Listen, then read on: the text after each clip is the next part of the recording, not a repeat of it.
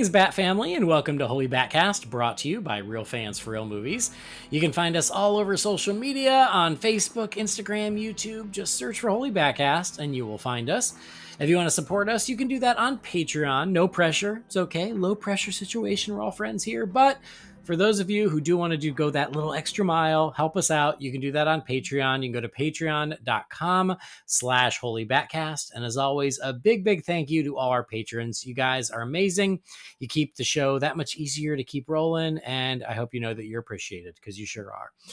We're also part of the Real Fans Podcast Network. You can check out all those shows at rf4rm.com.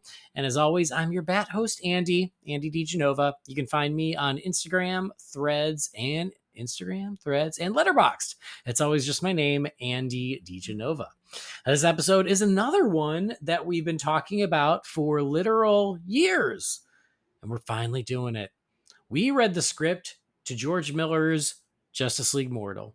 And so we're going to talk about that. We're going to talk about what could have been, and I'm excited to do that. And I have not one, but two awesome Bat buddies joining me to talk about that script. First of all, this is kind of momentous, because after we did the script for Batman 2 many years ago, he was like, oh, it's too much work to do scripts. I don't want to do them anymore. And he did it this time. He was committed, and we're really grateful. It's Jamie Drully. Hey, Jamie. Well, I mean, when it's material that I'm into, then sometimes I can be motivated without much hassle. And I am very curious about this project, being a huge George Miller fan and a huge Justice League fan. And, you know, the tidbits I've caught over the years, I've always had kind of a little bit of a what if thing going on with this movie. So I thought, yeah, I think I want to get involved here. I think we all have a big what if around that movie. So I'm glad that you made the time. And again, you weren't that angry about it. I just remember when we did Batman 2, you were like, I really underestimated how long it would take me to read this. So I'm glad that you committed this time. I'm glad you're here. Glad to be here. Also joining, you haven't heard his voice in a little bit, but you know, he's always part of the family and he's got his own stuff going on. It's our good pal, Preston Willis. Hey, Preston. It's so good to be back. I am so excited to cover this, man. I feel like one of the previous episodes I was on, we went over one of the scripts, and here we are with Justice League Mortal, man. This was my first time kind of digging into this after years of hearing so much about it, right? And what a great opportunity to talk about it. Thanks for having me, man. Well, I'm glad you're here too. And the reason I asked you is because when we did the Sam Hamm original draft of Batman 89, whatever that was, a few months ago, it was earlier this year, you were like, you didn't even blink twice when it came to reading a script. And I was like, see, there's a man who's not afraid of a little bit of homework. And I know that he's going to be down. So thank you as well for carving out the time. Oh, of course, dude. Wouldn't miss it. Wouldn't miss it with you two fellas. But as you both said, like, this is such an interesting project and a very interesting what if, what could have been. And obviously we've heard things over the years. We've heard some of the actors talk about it. We've seen some photos. And this is something that came up in our last episode. It was in the mailbox section where someone asked about DC what ifs. And this was one of the biggest, I think.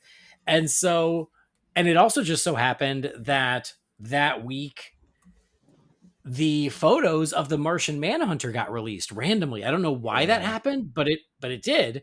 And so because of those two things, I was like, well, this is one we've been always meaning to do. To heck with it. Let's do it. And so we all carved out the time. The script is available online. I don't expect anyone listening here to have read it themselves. If you did, go ahead and give yourself 100 bonus points, extra credit. You guys, you rock. But we did it for you. We did the work for you, just like we did for Batman 2 or for the original draft of Batman 89. And so we're going to talk about what happens in the script, and then we're going to talk about our feelings of the script, as well as, you know, some of the things that led us down this path and then unfortunately ultimately led to the movie not being made. So lots of fun stuff to talk about it. So here we go. We're going to take a look at what could have been with Justice League Mortal.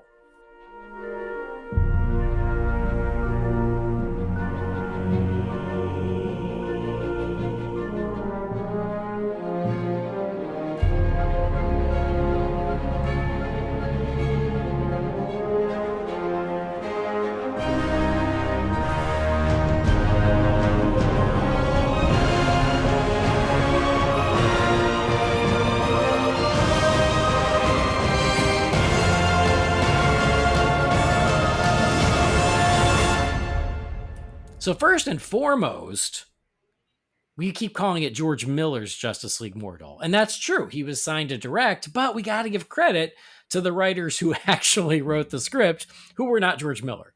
And so the writers who wrote this were Kieran and Michelle Mulroney. I am not familiar with them. But, not to get ahead of myself, I'm surprised I haven't heard of them because I think it's a pretty good script, but we're going to talk about that. So they were commissioned in February of 2007 to write the Justice League script. This draft is not dated. It does not say if it's version 1, version 2, nothing like that. It is just the script. There's no cover page. There's no additional information. But if you Google it, it's probably the version you're going to find. But I sent this leak to both Preston and to Jamie, so at least I know we all read the same version of the Justice League Mortal script. Yours was the one where the giant Lex Luthor wrecks Metropolis at the end, right? That is correct. And yeah, and I really liked that Zebraman had such a big part in this. Like, that was so unexpected. The Apache chief showing up in the third act was really the one that stunned me. So, indeed. How do we want? You know what? Let's just start with our initial thoughts of the script. And then I do want to give a bit of a synopsis about what happens. Again, because I know people out there, they're like, I am interested in this. I've never read it. Again, as fans, we know some of the things that happen in the script because we've just heard them over the years. But I want to give a bit of a synopsis of what happens in the script, and then we can really dig into moments or things that stood out or things we liked or things that maybe we didn't like and all that good stuff. So overall thoughts and impressions of this script, Jamie. So this could sound to some people like I'm insulting this script in some way, but let me assure you, and I think most of us in the geek community would probably generally agree with this sentiment, as far as being a positive one. This felt like I was reading a comic book. Like, other than the artwork not being there in front of me, I got a pretty decent imagination, so I kind of formulated my own. Knowing George Miller's style the way that I do, I tried to, do things as I thought he might. And, in my head, I legitimately felt like I was reading a comic book. There feels like a lot of similarities to, I don't recall the name of the comic series it was based on, but the Tower of Babel. Tower of Babel, okay, and then Justice League Doom, the animated movie, very akin to that. I mean, the basis is definitely from those things.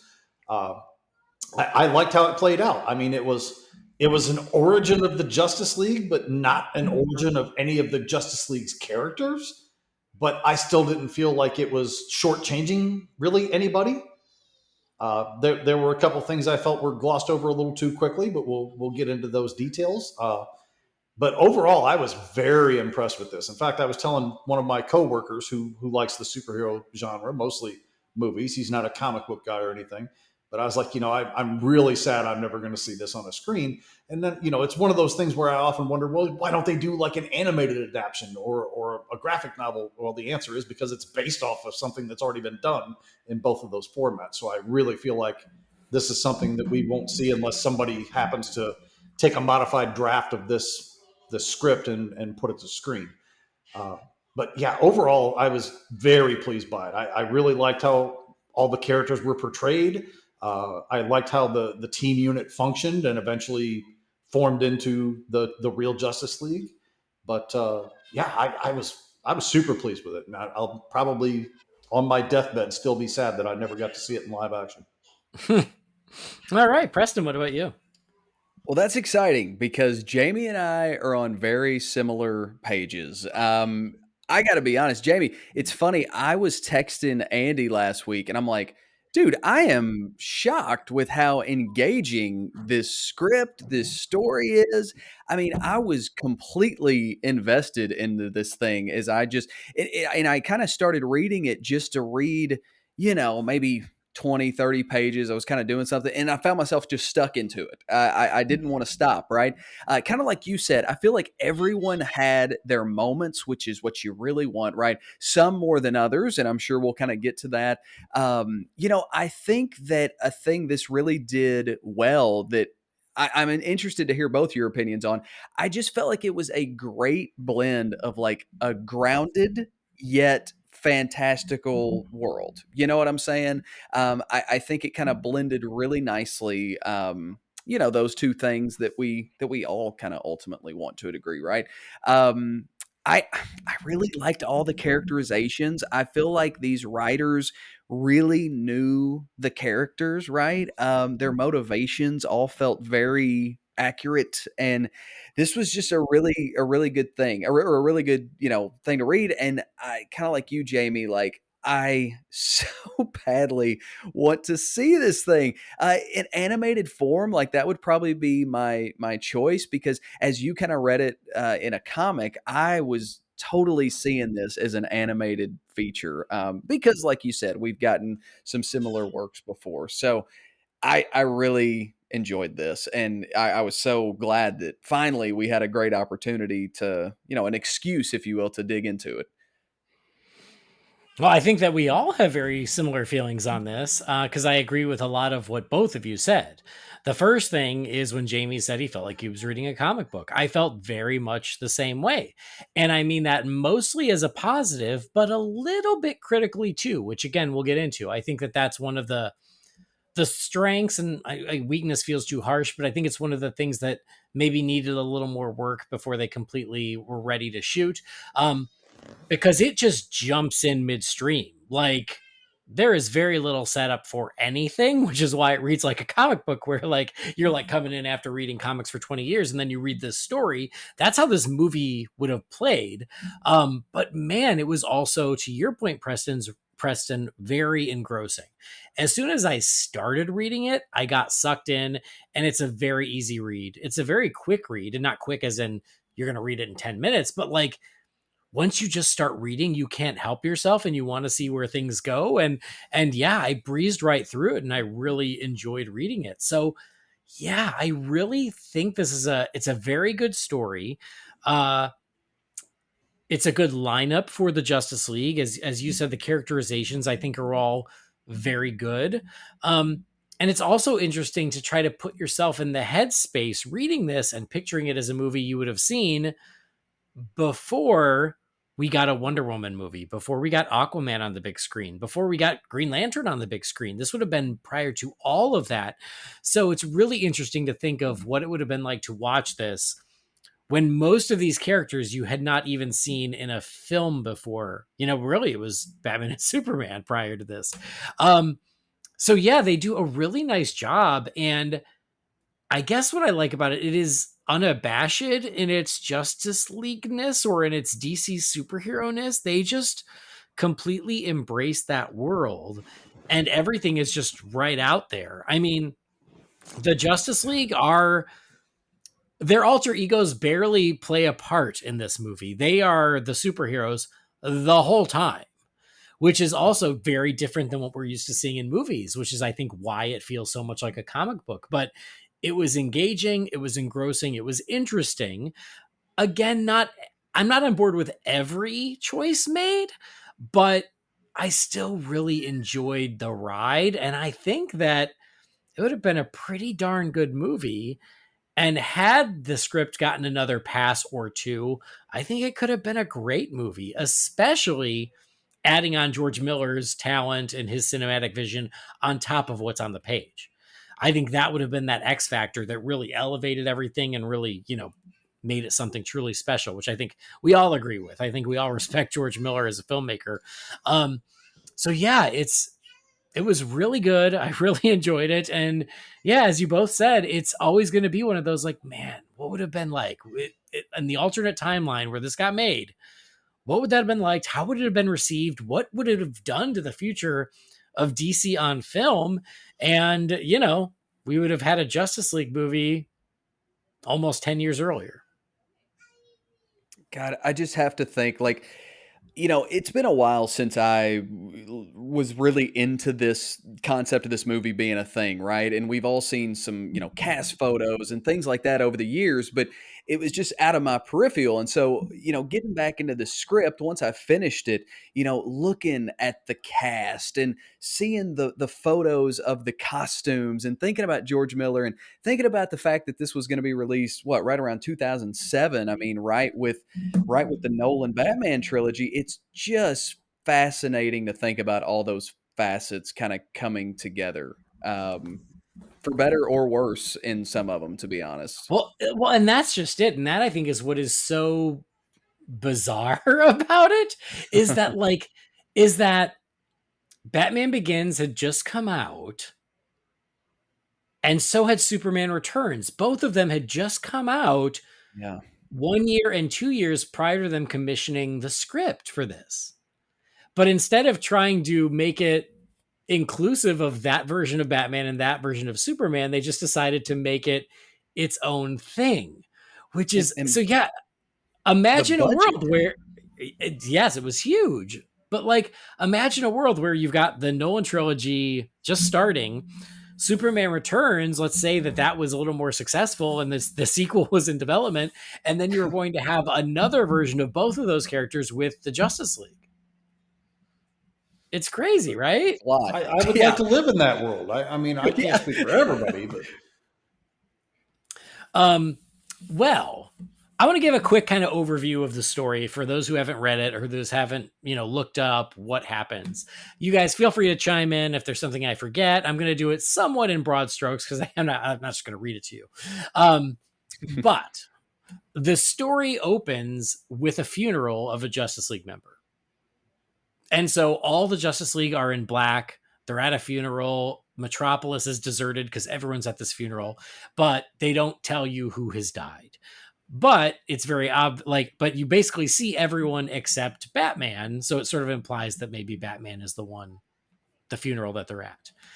And once they set up that mystery, they jump back 2 days, and then we see the previous couple days that led up to this funeral of what happened. And as I think you said it, Jamie, I apologize if I got it wrong, but like, it's an origin story for the Justice League, but not for the heroes. So all the heroes exist in this world already, but they don't necessarily know each other, or at least many of them don't know each other. So I think that's what's so interesting. And the core, or really the main character, is Barry Allen's The Flash. He's sort of our entry point. And he was supposed to be played by Adam Brody. For the record, I think Adam Brody would have made a great Flash. Barry Allen, especially as written in the script. I don't know if you guys agree or not. yes. But I could totally picture it. I could totally see it, and I want to go on record right now and just say I freaking love the Flash in this story, like so much. And it just and you're supposed to, because he's the gateway to it, as Andy said. But not only that you're supposed to, you want to, because damn, he's really well written, and he's very truthful to the Flash as I know him. And I think they did a really good job. I think they did a good job on pretty much everybody, but I think they did the best job on Barry. I agree, and rightfully so, because he is the main character. He's our entry point. Sorry, Preston. No, not at all. I feel like, in a weird way, like, Barry Allen is the viewer in this movie, because as we're going to get to, he hasn't worked with, these other heroes before. We're meeting them kind of as he is. So I really enjoyed that aspect. And I just thought he was great. And the Iris relationship was on freaking point. Oh, it was A+. Yeah, that's really the heart of the entire story, is Barry Allen and Iris. And I love the way they are written. And it's called out numerous times in the script about, like, this is obviously a couple who's been together a long time, who have been in love for a long time. There's just this very warm affection and familiarity between the two of them in every moment they have together. And that really reads. And I'm like, I think that's great. Yeah. And you feel it in every moment. Like, not to start jumping around, but like, they reference in the script several times, she's like, you can't save the world alone. And he's like, I only want to save the little part that has you in it. Like the strength of how they talk to each other, and his affection toward her, the way that they describe their embraces, their kisses. I mean, it's perfect. It's absolutely perfect. Yeah. Yep.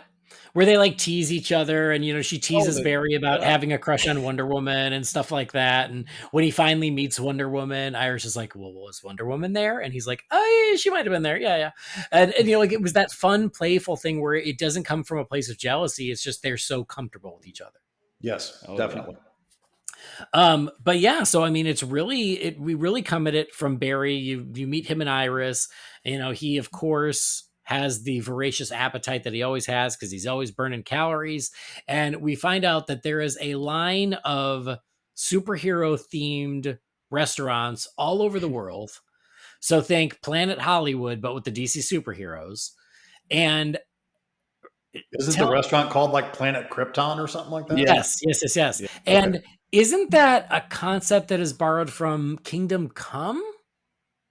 Am I It getting very that well could right? be. Yeah, yeah. There is definitely something along those lines in Kingdom Come. Yes. I know I've seen that before. I want to say I saw it from, I think it was in the Harley Quinn series as well, but I thought originally that idea was from Kingdom Come, which was the superhero themed restaurants. Yeah, and in Kingdom Come, I believe the wait staff, as described in this script, is dressed up as different heroes of the DC universe and whatnot. So yeah, Yeah. very well could be inspired by that. Yeah. So anyway, he loves going there because he eats lots of burgers. They're high in calories, and so it's sort of a fun thing. And it's also a great way of setting up in the world that these heroes exist. People know them, people love them, so they want to go to a restaurant that reminds them of them. Yeah. We also find out, and I think this is an interesting approach in that the world has sort of achieved world peace. They don't go into detail as to why. They just say that essentially it's happened. It seems like Wonder Woman and Superman tend to get the most credit for that. And because of that, the superheroes are a little bored because so many of the big conflicts in the world just don't exist anymore. So, we kind of see where everyone is. Wonder Woman is a very public figure. She's speaking at the UN about world peace. Barry's living his life in Central City with Iris. Superman is Superman. Batman feels a bit like the older, seasoned, grizzled Batman, and he's bored. So he's like just watching things. And so he has a computer system called Brother Eye that he has created that keeps tabs on all the superheroes because, much like Tower of Babel, much like Justice League Doom, he wants to have a contingency plan in place just in case, one of the other heroes were to turn on them and they would need to defend themselves.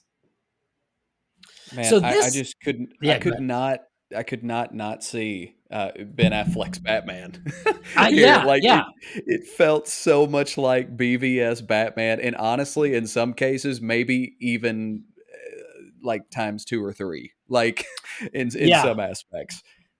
I agree. And this was about to say, this I think is odd in that Armie Hammer was cast to play this version of Batman.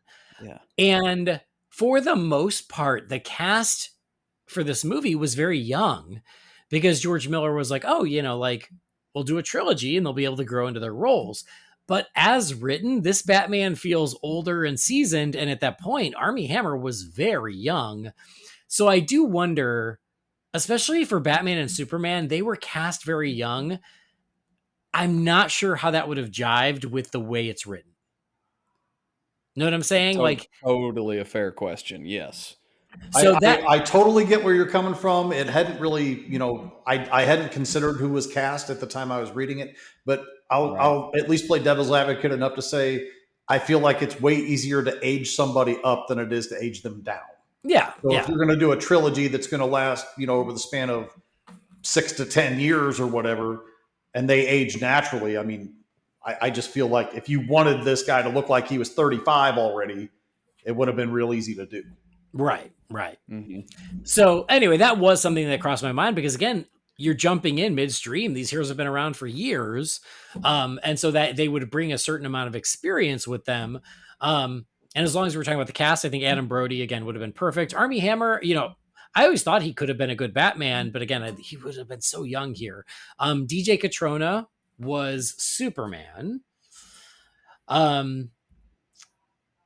Megan Gale was Wonder Woman. I feel like we've seen the most pictures of her in the costume, and she looked amazing as far as I'm concerned. Yeah, I thought she didn't did. look too young or too old. She looked just right. Well, to be fair, Megan Gale looks amazing no matter what. So Fair enough. Hugh Keys Byrne was the Martian Manhunter.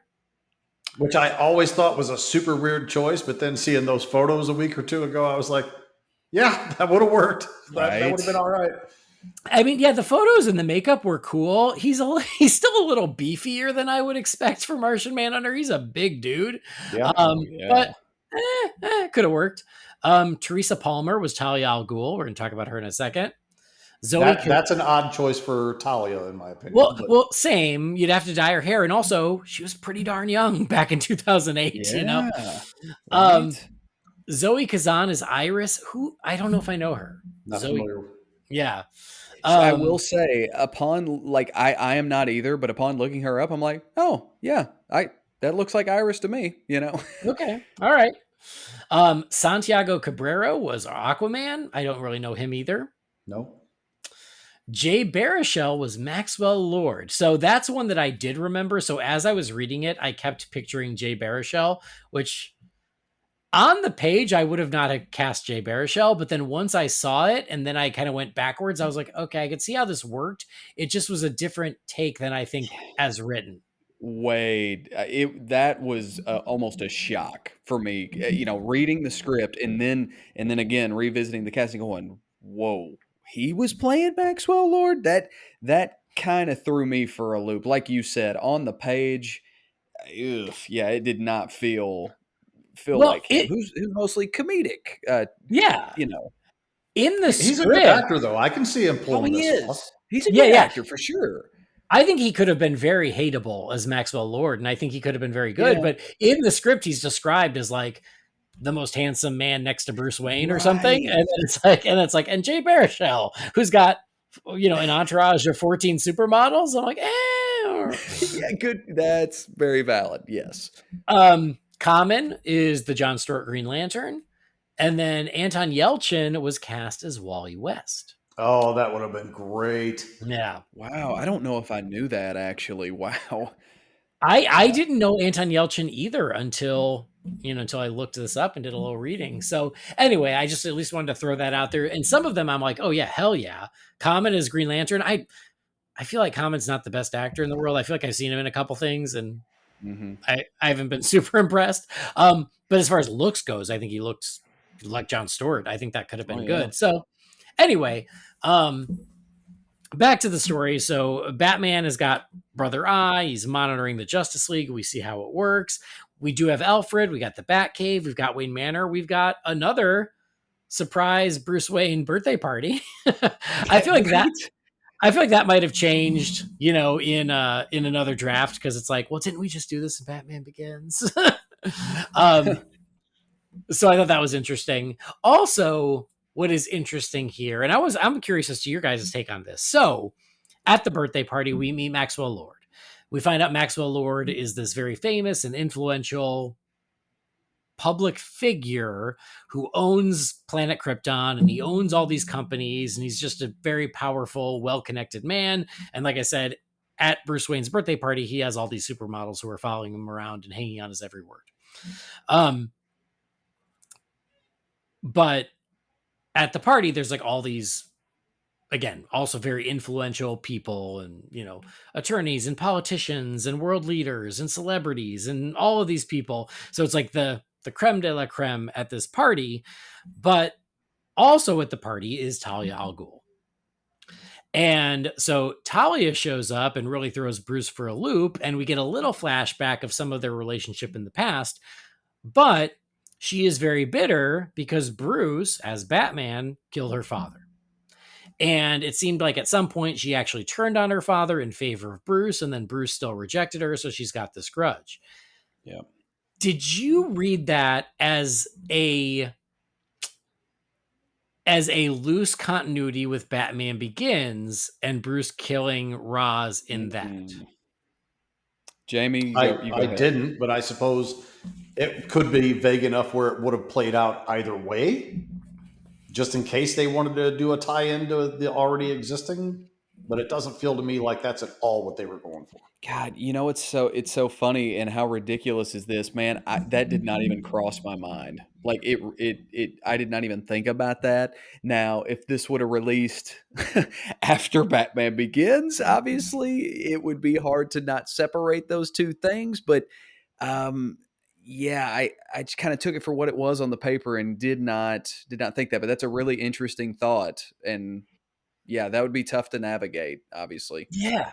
And Yes. this is one of the scenarios where, at certain points I was thinking to myself, this works great for me because I have the understanding of the history of the character and their relationship and all this other Yeah. stuff. But would Talia have played to a wider audience as well as it did for me? Because the descriptors they give of her when she's walking through that room, like her beauty, her sensuality, her grace, stops everything that's happening in the room because all eyes are on her. Mm-hmm. And I have to wonder, does anybody watching this movie who's never picked up a comic are they gonna understand who this is, whose daughter it is?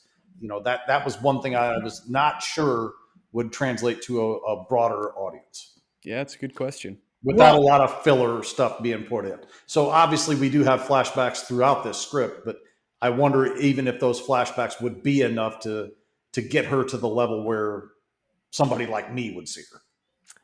Well, and that leads me to the point I made earlier. Help me remember my spot in the story. But as long as you brought it up, I do think that that's one of the challenges of the script, is because it jumps in with both feet midstream. There's Yeah. not a lot of setup for anyone, with the exception of Barry Allen. Barry Allen, I feel like, is the only character they truly give a good setup for, where someone coming in cold would go, okay, I get who he is. I get what's going on. I get that he's the Flash. I understand his powers. Everyone else, villain and hero alike, is sort of introduced as if you already should know. And again, as comic book fans, that doesn't bother us. That's fine. Yeah. When they said, Yeah. when they say we got to go see him and they mean Aquaman, I'd be like, yeah, it makes sense to me. But if my mom had gone to see this, would she have been like, wait, what? Yeah. So I do feel like maybe that is something that probably would have helped the script, is to just do a little cleaner setup of all the players at the beginning, because Yeah. the way they're introduced, it's very matter of fact, where there's very little exposition and setup. Like, the first attack we see is on Martian Manhunter, and he's John Jones, police officer, and he goes out into the middle of nowhere and he picks up not a syringe, a vial, and there's like a little sea creature in the vial that shoots him. He turns into the Martian Manhunter, he bursts into flames, but there's no explanation for who he is, what's going on. And so I do wonder if just there's needed to be a little bit more of that throughout, Yeah. just to get everyone up to speed. I'm taking for granted, because I'm reading the script today instead of 17 years ago or whatever, Yeah. that we had not had a Wonder Woman movie, we had not had an Aquaman movie. Batman and Superman, I feel like you can totally get away with how they've got this set up and themed. Yes. Totally, because everybody knows them well enough. Everybody. Yeah. But these other ones, they didn't have a lot of public persona at that point, especially in a motion media capacity, other than maybe some animated series.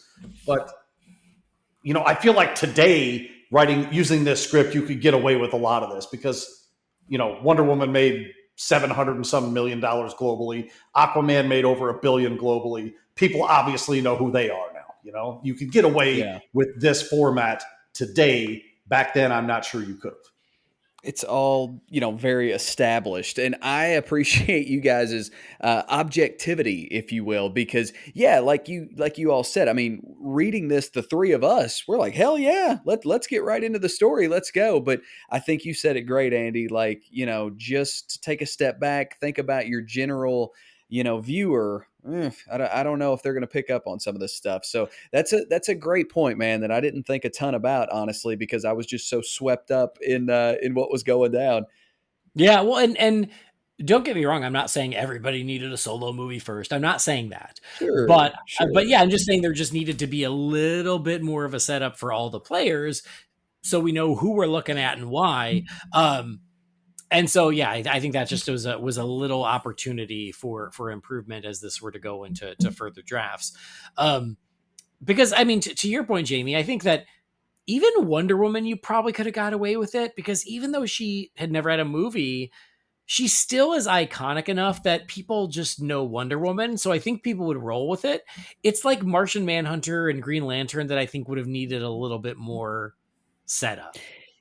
Yes, and honestly, like I not to like a super negative by any means, but I feel like just in general, those two were left out more Yeah, than the yeah, yeah, others. You yeah. know? They were probably the most underserved.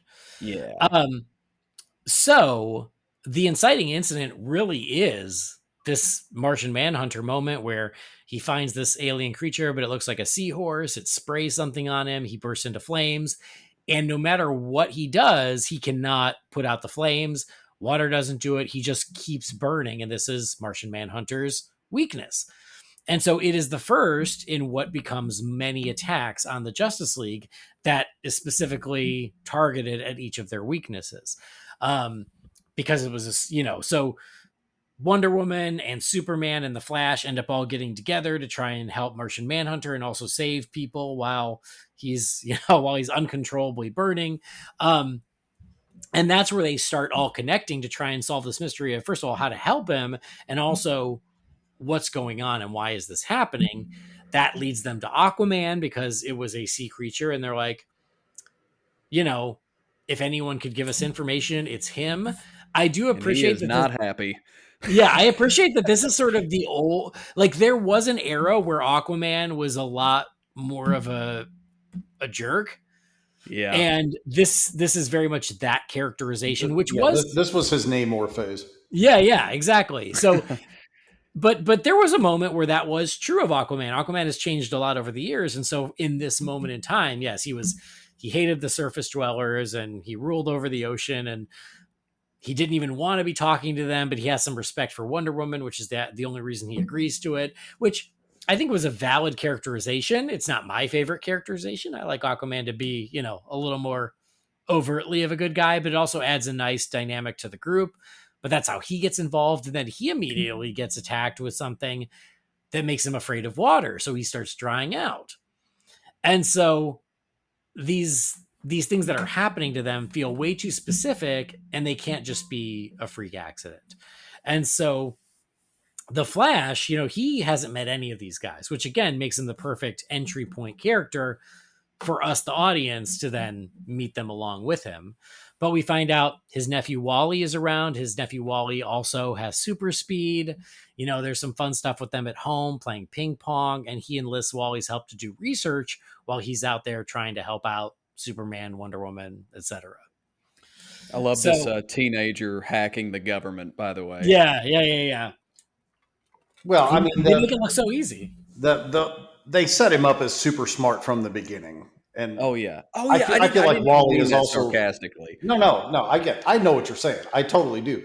But in the case of Wally, I feel like even though he is not, I mean, he's present through a lot of the script, not like, each scene or each section, but like, I feel like they do such a good job setting him up for what comes later on.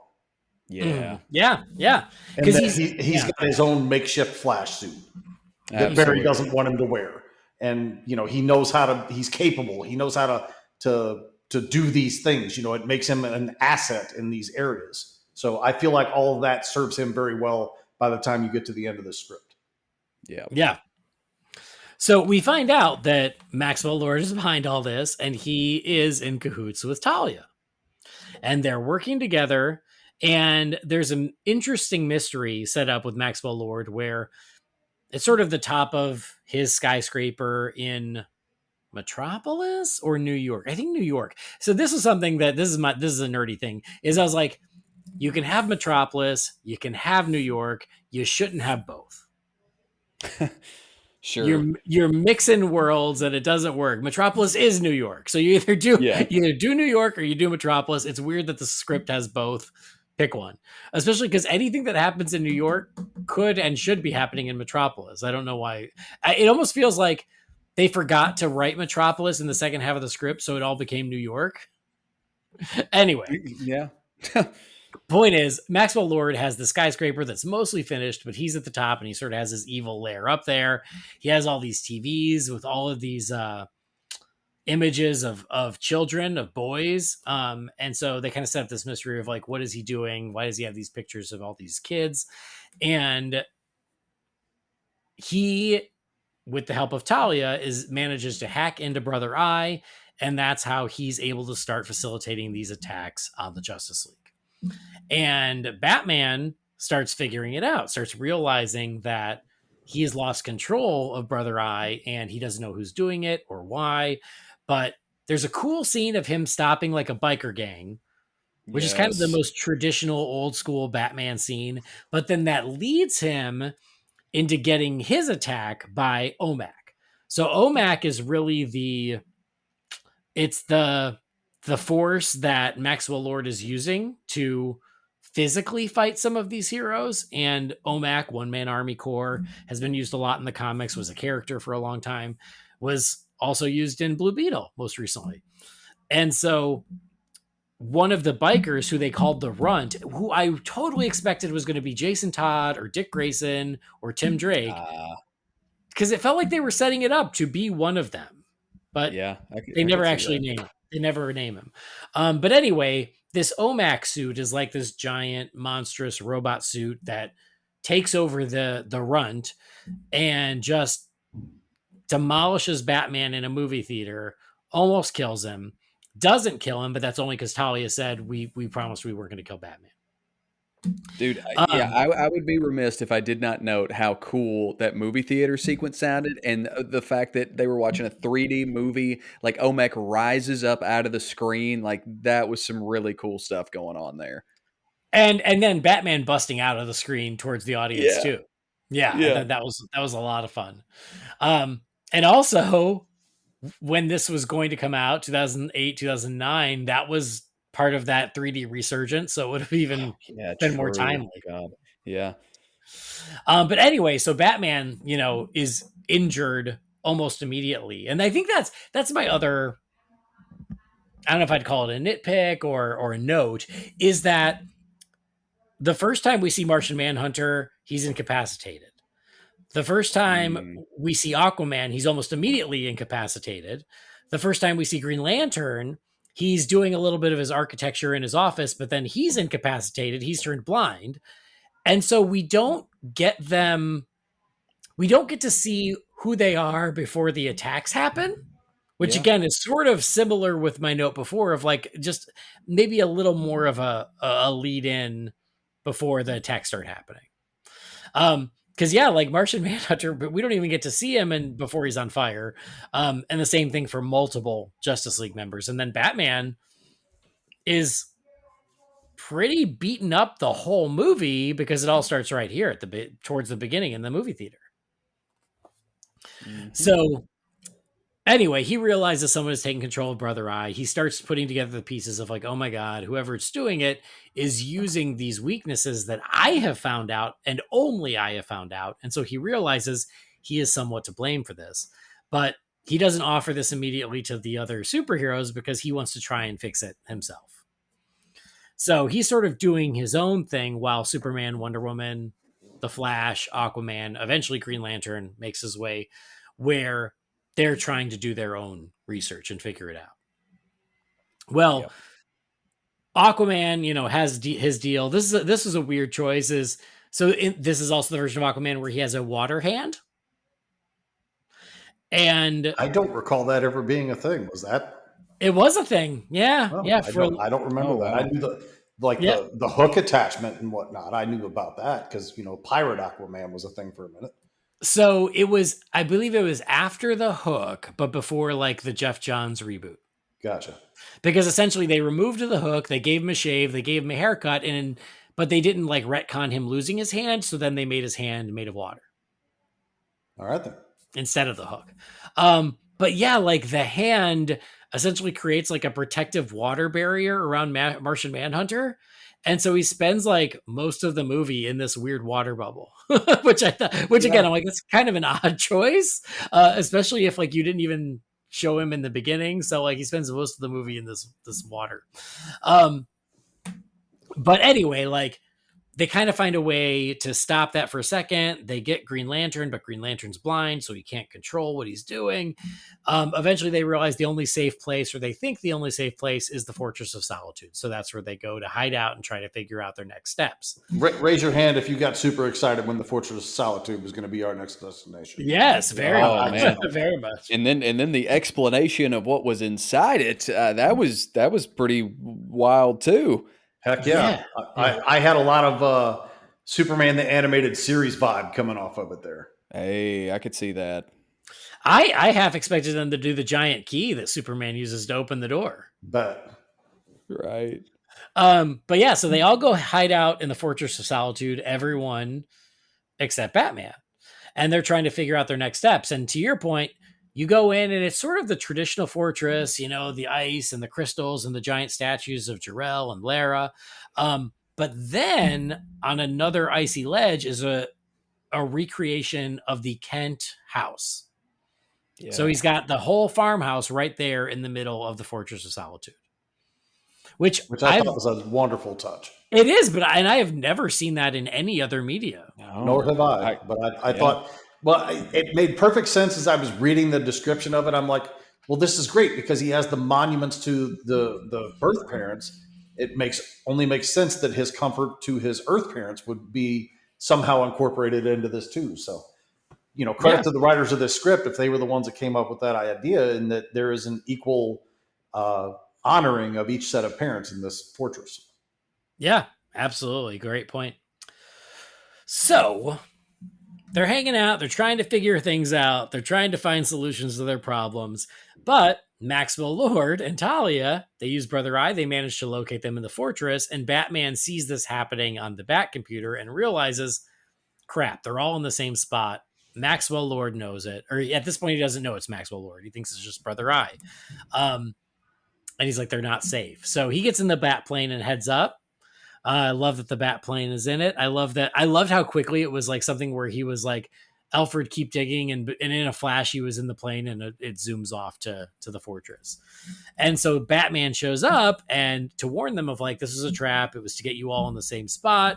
And this is where he confesses that I knew your weakness. I had the system. And it's a very tense moment where he has to own up to what he has done. And then the rest of the superheroes all kind of let him have it.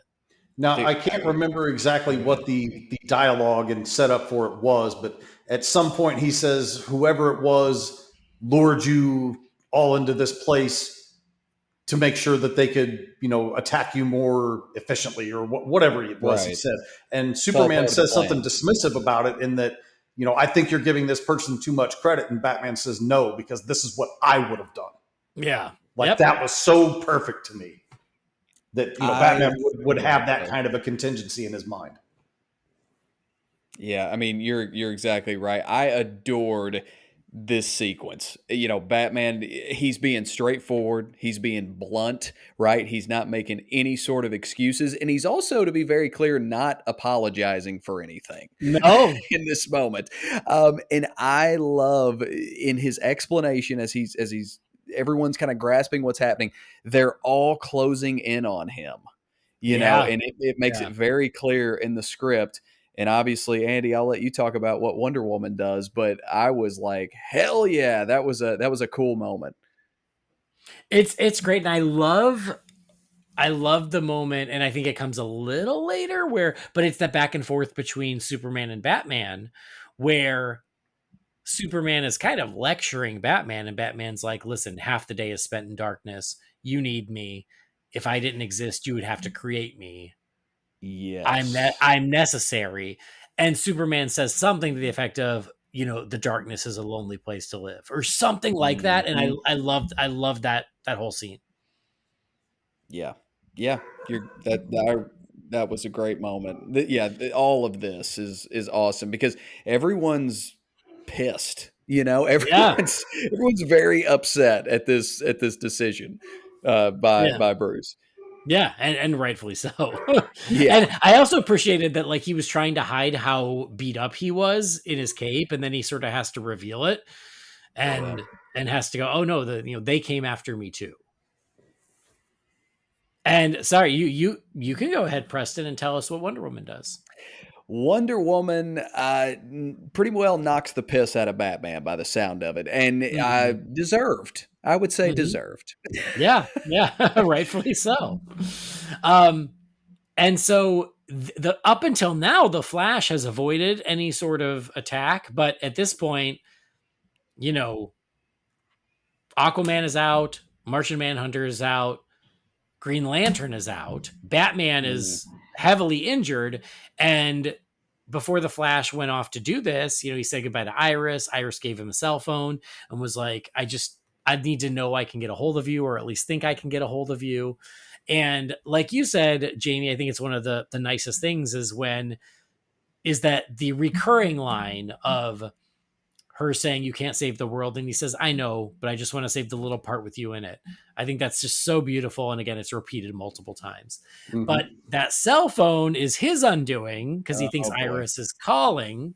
Oh, see, that played out beautifully in my mind as it was written, because the phone goes off and he's like, oh, that's me. He reaches for the phone and Batman says, no, don't. And you think it's because they might be able to trace the phone and find his location. And then he opens it up and you find out it's some law-abiding citizen shit going on right there.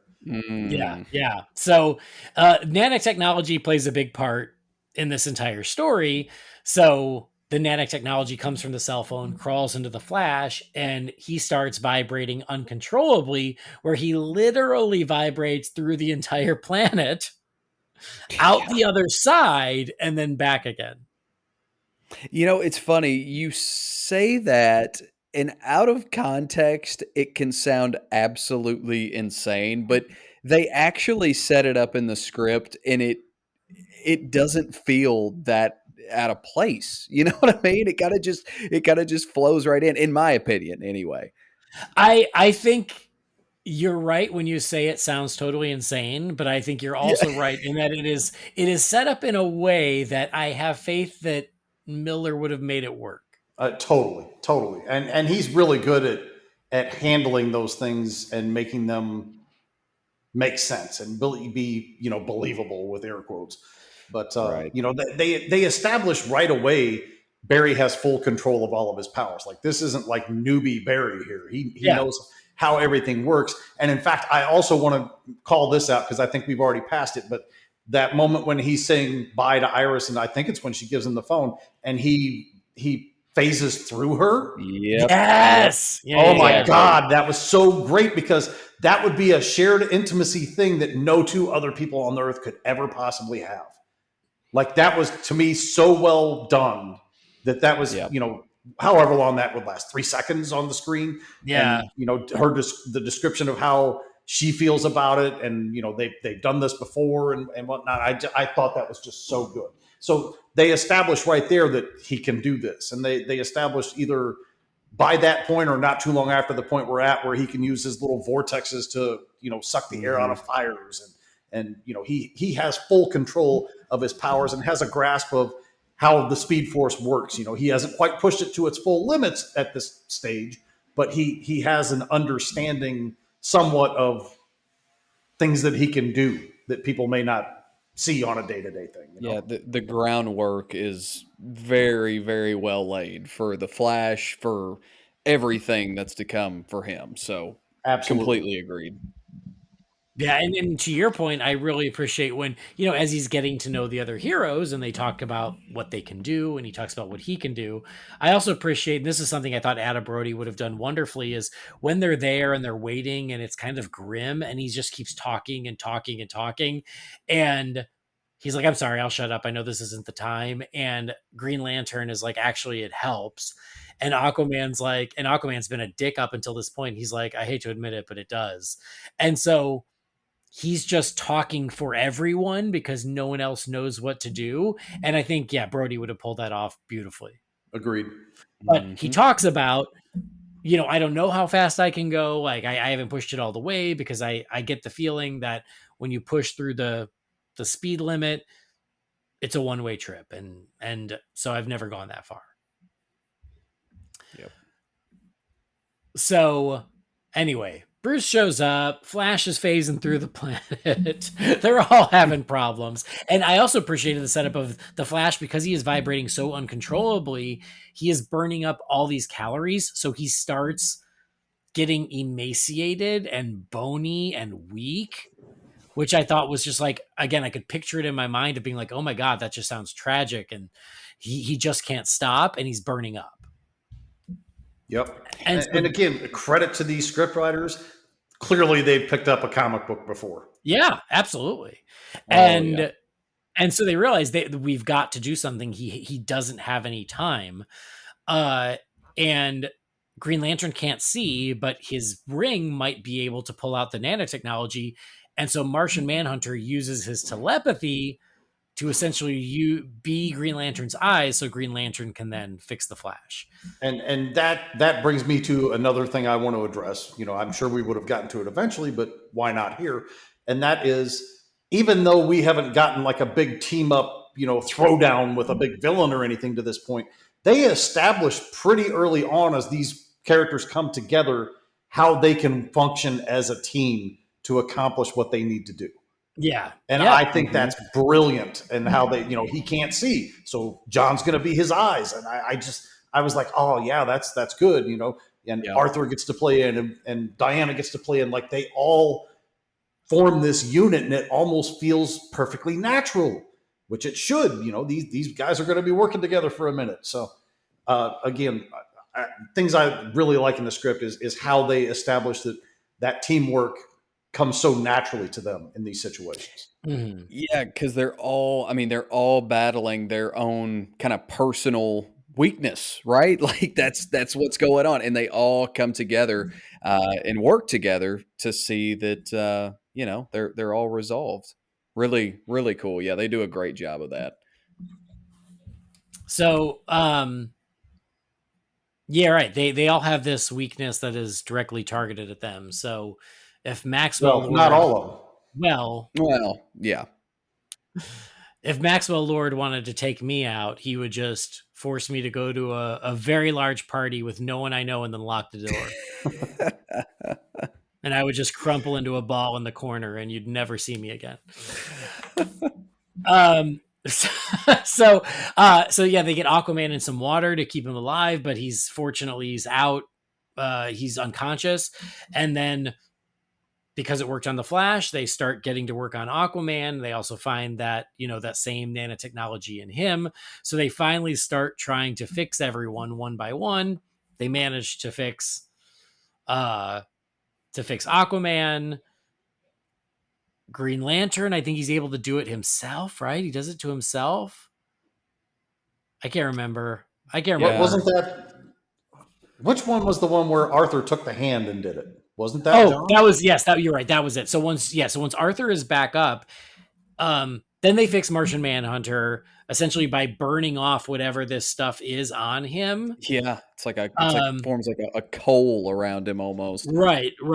So he finally stops bursting into flames, and then yes, he no longer needs the water force field, and so Arthur takes his hand back, and then yes, Arthur essentially drowns Green Lantern and thereby whatever it is that's inside him to fix him, and it's just enough to make it work. I thought that was actually a really clever use of that water hand thing. Yeah, for sure. Yeah, for sure. Yeah, absolutely. So they start getting back up and running, and there's a moment in here where they were like, and maybe, I don't know if this is what you were getting at, Jamie. If not, you can tell me what, but at a certain point, they're like, well, what's Bruce's weakness? Like, what's Batman's weakness? And this, I had to giggle. It needed some work. Love. Yeah. Oh, man.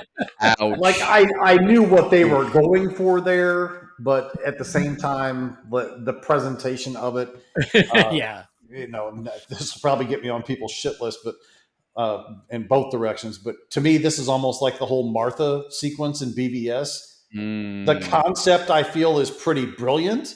The execution, I think, could have used a little more work. Yeah, and I feel like maybe that a little on the nose. yeah. I get what they're doing. I get what they're going for. and it makes logical sense, but damn it, do it better than what you have on that page right there. Yeah, it's like Bruce is flying back and he's talking to Alfred, and Alfred gets control back of the computer, and he's like, "What's my weakness, Alfred?" And it's like big letters just on the big bat computer that just say "love," and I can't imagine that would not elicit giggles in the audience. I giggled a little when I read it. But you're right. Conceptually, I get it, because yes, his problem is that he refuses to let anyone in. He keeps everyone at arm's length. Yes. But like, yeah, you find a better way.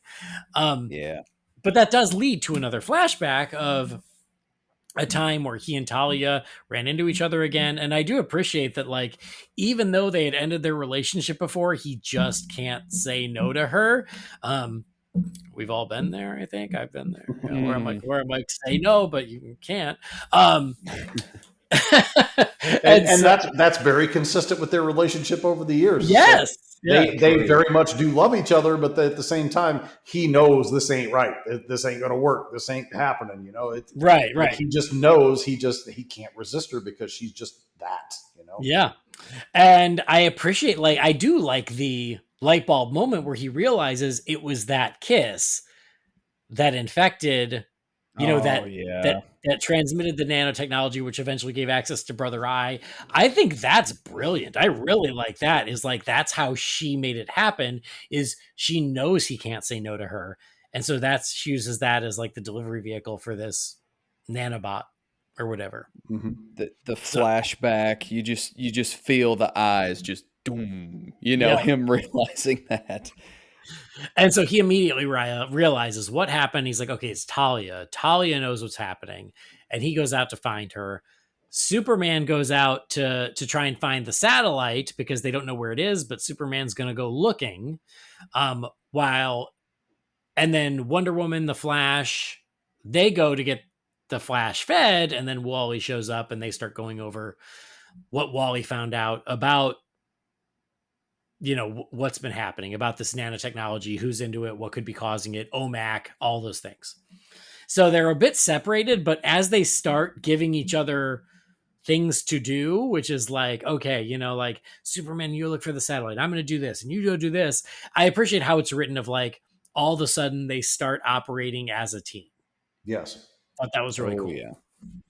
One other thing, and I'm not sure if we're at this point in the script yet or not, but they list off the things when they talk about Batman's relationships, like it might be when the love thing is revealed on the page. And he immediately thinks of Vicky Vale, Silver St. Cloud, Catwoman. Yeah. And then that last one, did you catch that last one? Because I don't know that there's a precedent for that thing. Poison Ivy? Yes. Yeah. That's cool.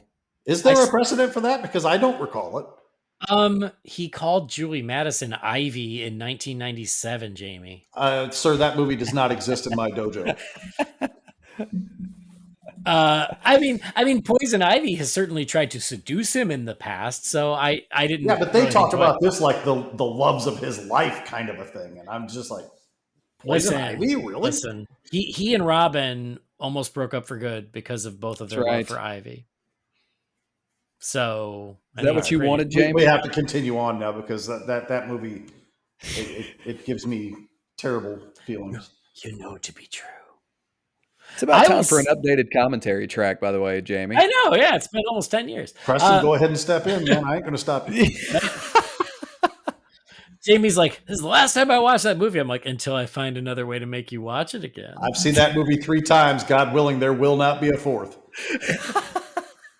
Jamie, when you're on your deathbed, I'm going to come visit you, and I'm going to hold your hand, and I'm going to turn on Batman and Robin. Then you're going to be in the deathbed with me if you do that.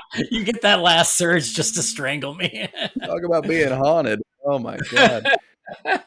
Anyway, to that point, I also appreciated earlier on when they were like, who could have done this?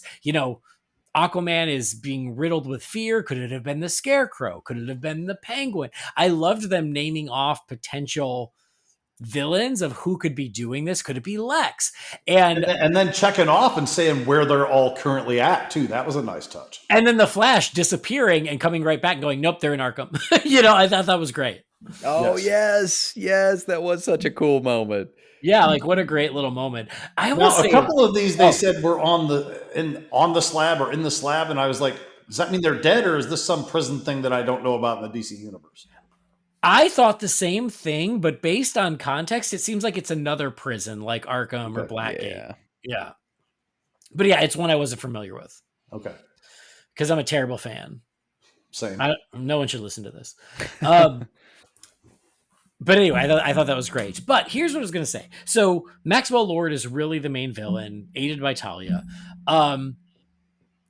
For the first 2/3 of this story, the script, everything Maxwell Lord was doing and all of his techniques and his power and his influence, I was like, why isn't this just Lex?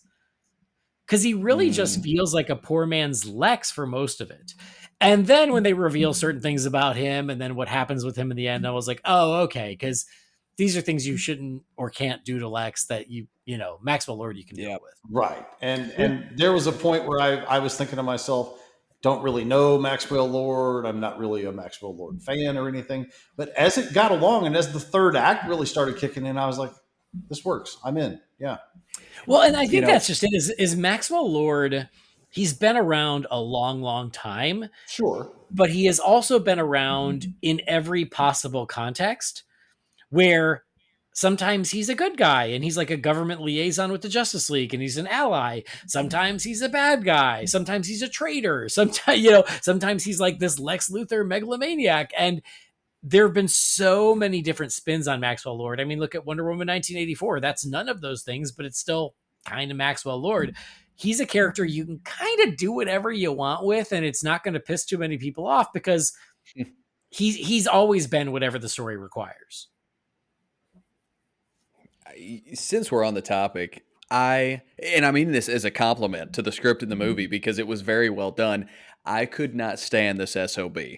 I despised him with every fiber of my being from the moment essentially we meet him, and it just descended from there. So well done, because I was passionately wanting this man to be killed. Hey, Preston, I got some good news for you. Yeah. What's that? What's Andy? We'll get there. We'll get right. there. But to your point, that's why I was like, you know what? Like, as written as like this super powerful, charismatic, good-looking man, I don't picture Jay Baruchel. But as like a hateable, cocky, kind of a weasel, I could totally see Jay Baruchel doing that. And so, like, I think you would have to tweak the characterization as what's on the page, but I still think it could have worked just as well, especially once he's, orchestrating these attacks and he's getting really cocky about it and he's getting really shitty. And there's lots of things about him smirking every time he hurts one of them. And I'm like, I could see Jay Baruchel pulling that off very well. Mm-hmm. True. Sure. But you're right. He is a hateable SOB. That is accurate. Mm-hmm. So, this is what they find out, right? So Batman goes after Talia, realizes that Talia is not the mastermind, but is still trying to figure out who is, but knowing that Talia is working with them. And at the same time, Wonder Woman, Barry, and Wally are at Planet Krypton while Barry eats. And I tell you, just reading the script, I wanted a cheeseburger. Is that weird? I did. No, you're like me. You're very food suggestive. And so anybody who's listening is at home, pause, go get a cheeseburger. I think it's appropriate. Just not from Planet Krypton. Spoilers. No. Don't do that. Listen to Wally's advice. It's trash food. You don't want it. You don't want it. But anyway, so Wally comes in with all this research, and he realizes what OMAC was. And OMAC was this government program, One Man Army Corps. And it started with like a very janky sort of suit, and then it became about mind control and ESP, and then it became this robotic thing and nanotechnology. So it sort of evolved over the years, but it led to now the OMAC. I almost want to call it an exoskeleton. They never call it that, but that's kind of what it feels like, right? Is it kind of sort of? Yeah. It needs a person, but also it's like this monstrous power suit that surrounds the person. But then also realizes as part of that OMAC program, they did all of these testings on young boys. And none of them survived the testing and all the things they were trying to do. They were trying to genetically modify them and to make them super soldiers and to do all these things. And they killed so many of these little kids with this program, all of them except for one. And that one, I think his name was Jonah Wilkes in the script, but it's actually Maxwell Lord. And when that was revealed, I was like, oh, so that's why he's not Lex, because you can't really do that with Lex. Right. I mean, you could, but you shouldn't. So I was like, okay, but with Maxwell Lord, who really cares? Although we're talking about Maxwell Lord, he's going to show up in the new DCU, Sean Gunn. Oh. Just FYI. So Damn, we'll I forgot about that. We'll see what kind of Maxwell Lord Sean Gunn is going to be. But yeah, so we find out that, he was the sole survivor of this OMAC program when he was a child. All the other little boys died in the process. He changed his name to Maxwell Lord, and that's kind of what led him to do what he is doing. And pretty horrific fashion, too, because I think it's mentioned as they're reading through these files that, some died of this, some died of this. Most died because basically their brains were jellified. And it's like, wow, that's harsh. Yeah. Mm-hmm. And so when they discover this, it's right around when Bruce discovers it as well. And he comes face to face with Maxwell Lord. And that's one of those moments where Max knows that Bruce is coming and he's not even worried about it. He expected it. And so I thought that was another nice moment where he's like, predictable. And he's like, this will be fun. And again, that's the sort of the shitty version that I could see Jay Baruchel doing. Yeah. And so, Bruce confronts Maxwell Lord and Max unleashes a few more OMACs on him. And then Batman takes a whole nother beating all over again to the point where he's almost dying. I also got to say, because, once he's attacked and he's screaming, this is when the other superheroes start to hear him and realizing he needs help. That includes Martian Manhunter, who is with Aquaman and with Green Lantern. But Aquaman, y'all know I've always had a soft spot for Aquaman. I like Aquaman. I appreciate that even though he doesn't have the biggest part in this movie, they always find a way to let him call a killer whale, call a couple of dolphins. Oh, like the sea creatures. I really was happy they found a way to integrate them in a way that makes sense. And so I just thought that was really cool. You're right. They really use him effectively when they do use him. There's some really cool moments there.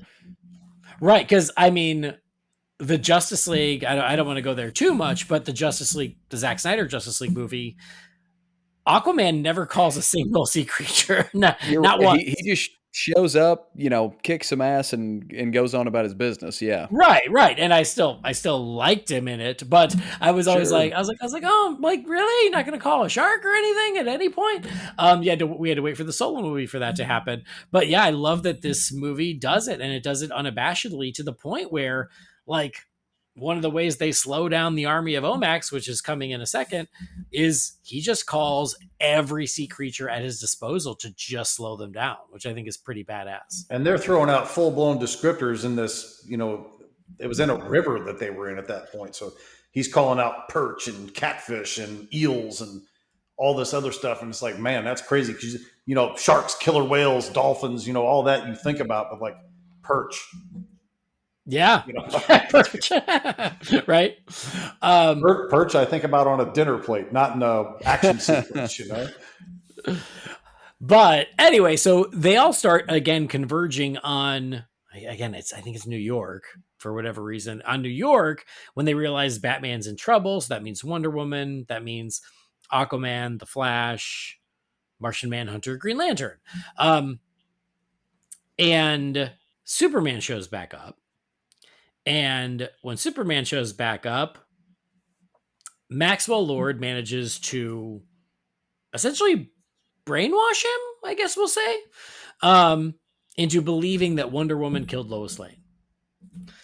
Again, area of opportunity. We never met Lois Lane in this movie. In fact, we never even see Superman as Clark Kent in this movie. Nope.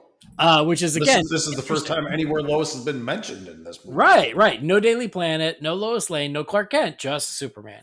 But they mention her, and so now Superman believes Wonder Woman killed her, so now Superman goes after Wonder Woman. This is another one of those things I feel like could have used a little bit of tweaking. I think it's so interesting that, like, even this version was like, well, we got to have Superman go bad, right? We got to do that. Yes. Dude, the first thing we see in the script is the black suit. Yeah. Except this time he's wearing it because it's a funeral. Yeah, because there was a reason for it. But. He has formal hair. Yeah.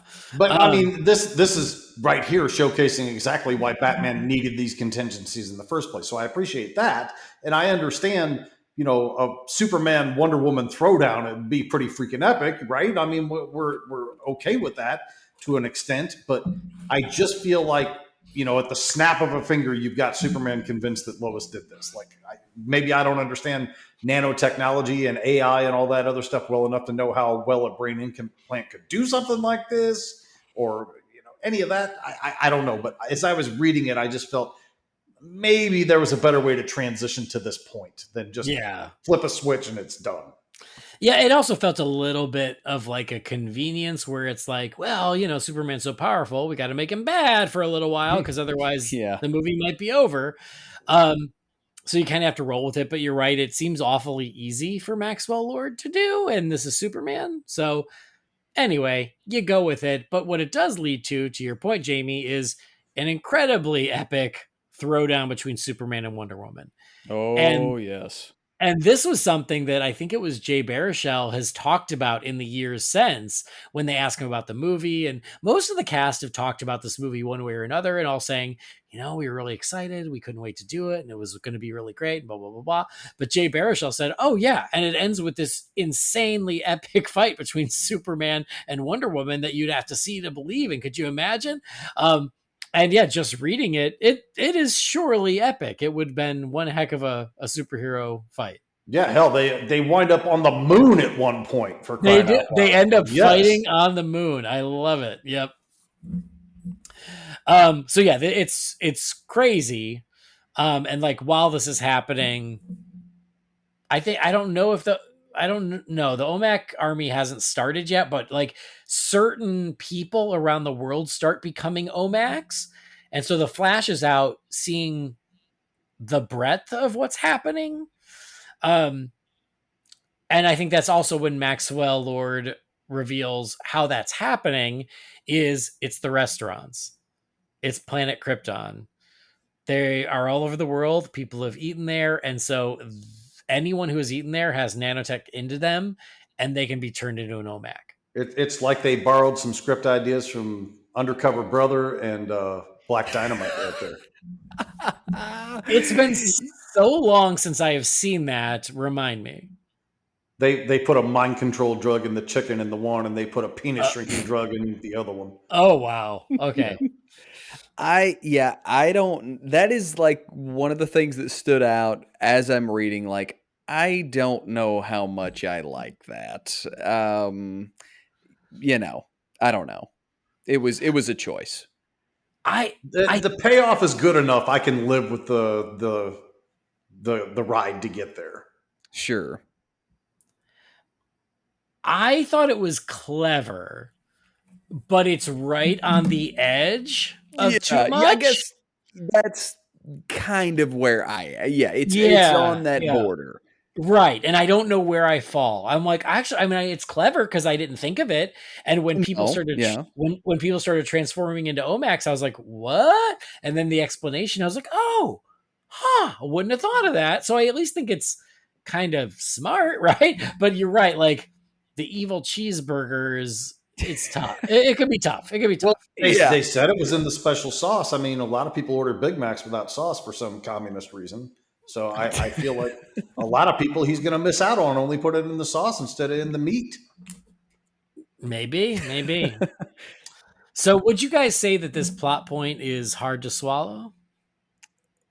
Oh, I think it bit off more than it can chew. Yeah, is that's possible. are That's possible. when Jesus, did when you did we turn into become the Tim Tim Rooney Rooney? show? You know, What? he's here. He's here in spirit. He's He here in spirit. is. Um, Love you, Tim.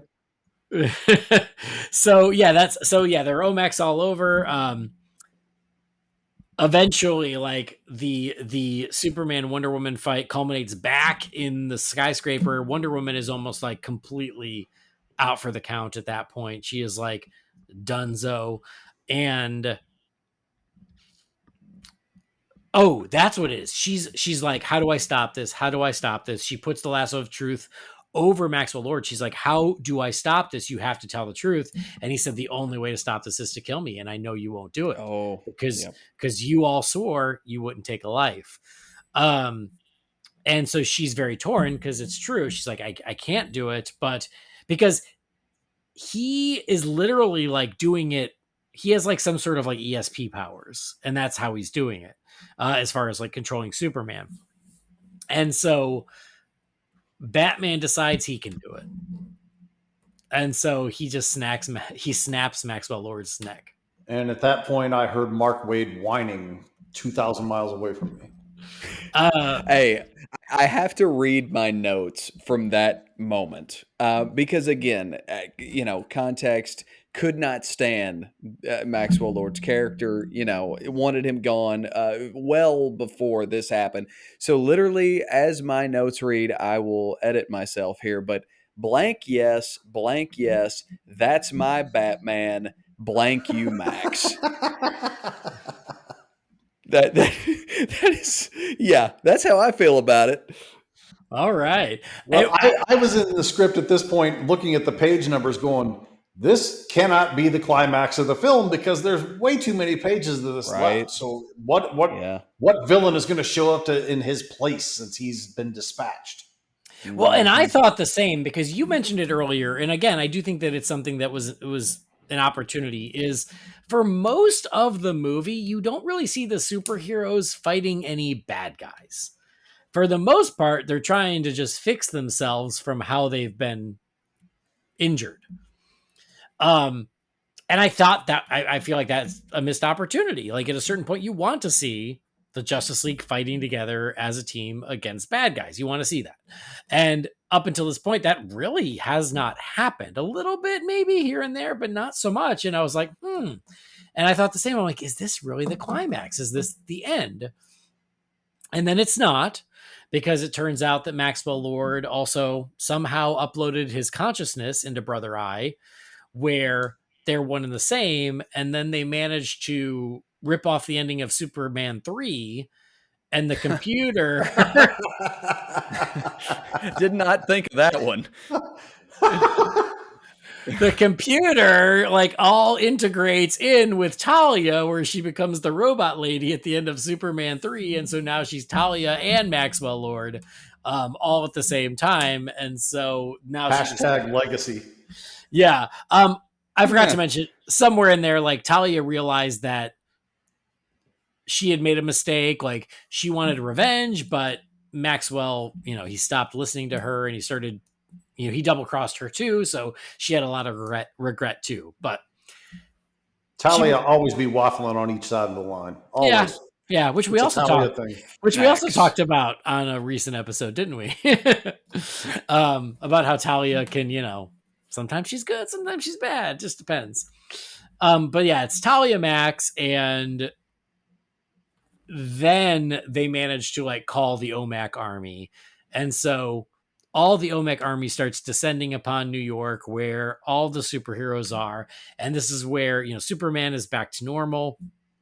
There's a great scene in here, or I think it is in here before the OMAC army comes, where Batman says, "You tried to kill Wonder Woman." And basically saying, yeah, I hate to say I told you so, but I told you so. And so, yeah, it really causes them to question like what he was doing, because it turns out, like to your point, Jamie, that he maybe needed to. Anyway, they're all standing there, they're all waiting for the OMAC army to arrive. And it's kind of a great Justice League United moment. And I think the Flash is like, does anyone else think this is really cool? And this is where we do get essentially like the big Justice League versus the OMAC army.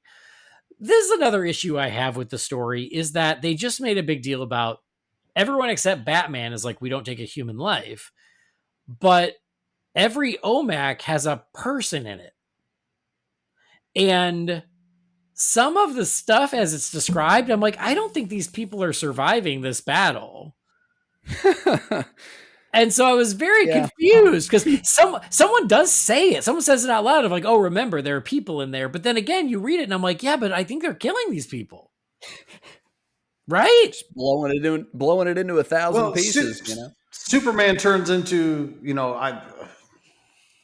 this probably pissed people off, but Captain America and the Avengers, where he's basically got everybody lined up and said, okay, here's how we're going to handle this. And he basically says something to the effect of, watch out for the population first and foremost. And then this is possibly my favorite line in the whole script, where Barry says, this is going to be tough. And Superman just says, like, without hesitation. And I can just see him looking into the distance, waiting for this challenge to show up. Without even looking back, he addresses it and just says, tough is what we do. Yeah. I freaking loved that line. Loved it. Mm-hmm. Yep. Agreed. Anyway, that was just a question in my head. I was you're probably on a valid point there. But I was so invested by that point. I was just like, yeah, here we go. Well, again, same. I'm like, I want to see the Justice League fight an army of OMACs. I want to see that. I was like, it was just a weird choice to set up that there were like innocent civilians inside each and every OMAC. Yeah, I kind of like the moments it talks about, folks kind of mass transforming, that is. And like, we have like a professional, what was it? Like a soccer game. And like, there's athletes on the field transforming. Like it's a pretty crazy scale. So DJs in Japan. Yeah, you're right. Yep. You're right. So they're definitely people. Yeah. I liked the woman in bikini playing volleyball. Heck yeah. So yeah, everyone is part of this, and then Wally shows up in his outfit, and Barry's like, no. I said, no, you don't get to do this. And they're like, listen, we're short-staffed today. We could use an extra Flash. And so Barry's like, okay, no chances, but be careful. But yeah, so now Wally is right there amongst them, and he's like, yeah, you can call me, other Flash or Flash Junior. And I thought Kid Flash, but maybe, maybe that doesn't work, but you guys can think about it. We'll figure something out. And so, yeah, Wally is part of this big finale as well, but everyone's part of it except Batman, who is trying to figure out a way to save Talia and shut down Max. And eventually he starts just like ripping the cables out of her and realizes that he can't save her. It's sucking essentially the life out of her. And she's not long for this world, but she's able to tell him that this won't be the end. Maxwell will find another host. You need to find out who that is going to be. And there's kind of a very like tragic ending where she dies in his arms. And so that other host is Barry Allen's The Flash. And interesting twist. I didn't see that coming. Mm-hmm. So, well, I'll talk about it in a second. I didn't see it coming either, but I'm like, okay, I guess that makes sense considering considering all the setup and everything that has gone on with his character throughout the entire script. And so, we realize it's because like because he's been eating these Planet Krypton burgers for years and in great quantities, he already has the most nanotech in him without even realizing it. And so he is the most, he is the perfect candidate for this. And so he becomes, what do they call him? Like Uber OMAC or something like that. Alpha something. That? Yeah. Alpha OMAC, Uber, whatever. That sounds he becomes super OMAC. OMAC Supreme. Yeah. Right. OMAC Prime. And so, yeah, he's like twice as big, twice as powerful. He's still red because he's the Flash. And so, yeah, Maxwell takes over him. And so now he is Barry / Max, but in this like ultra OMAC situation. And so while they're fighting off the other OMACs, they've trying to figure out, they're trying to get to him, and the one who can get to him is Wally, and Barry is able to gain enough control where he starts to vibrate. He realizes, it's up to him if he needs to hold on to Max's consciousness because he's the only one who can destroy it, because if not, it's just going to jump to another host anyway. And he realizes what he has to do. And so he has this moment where he vibrates through the Speed Force and goes back, and the entire world stops. Oh, what a moment. There was a great moment earlier on where he even talked about that, where he said something about like in the moments there's stillness and there's peace, and there's something really wonderful about that. And it was like a moment that resonated with the rest of the heroes as he said it. And now we get to see it. The whole world stops because he's just moving so fast. And as the world is essentially paused, he goes back to Iris, and he goes back to say goodbye to Iris because he knows that he's not coming back. And this scene, even though it's just a script, I found it really affected me. Yep. Oh, there was two words that stood out to me, and I mean, literal chills.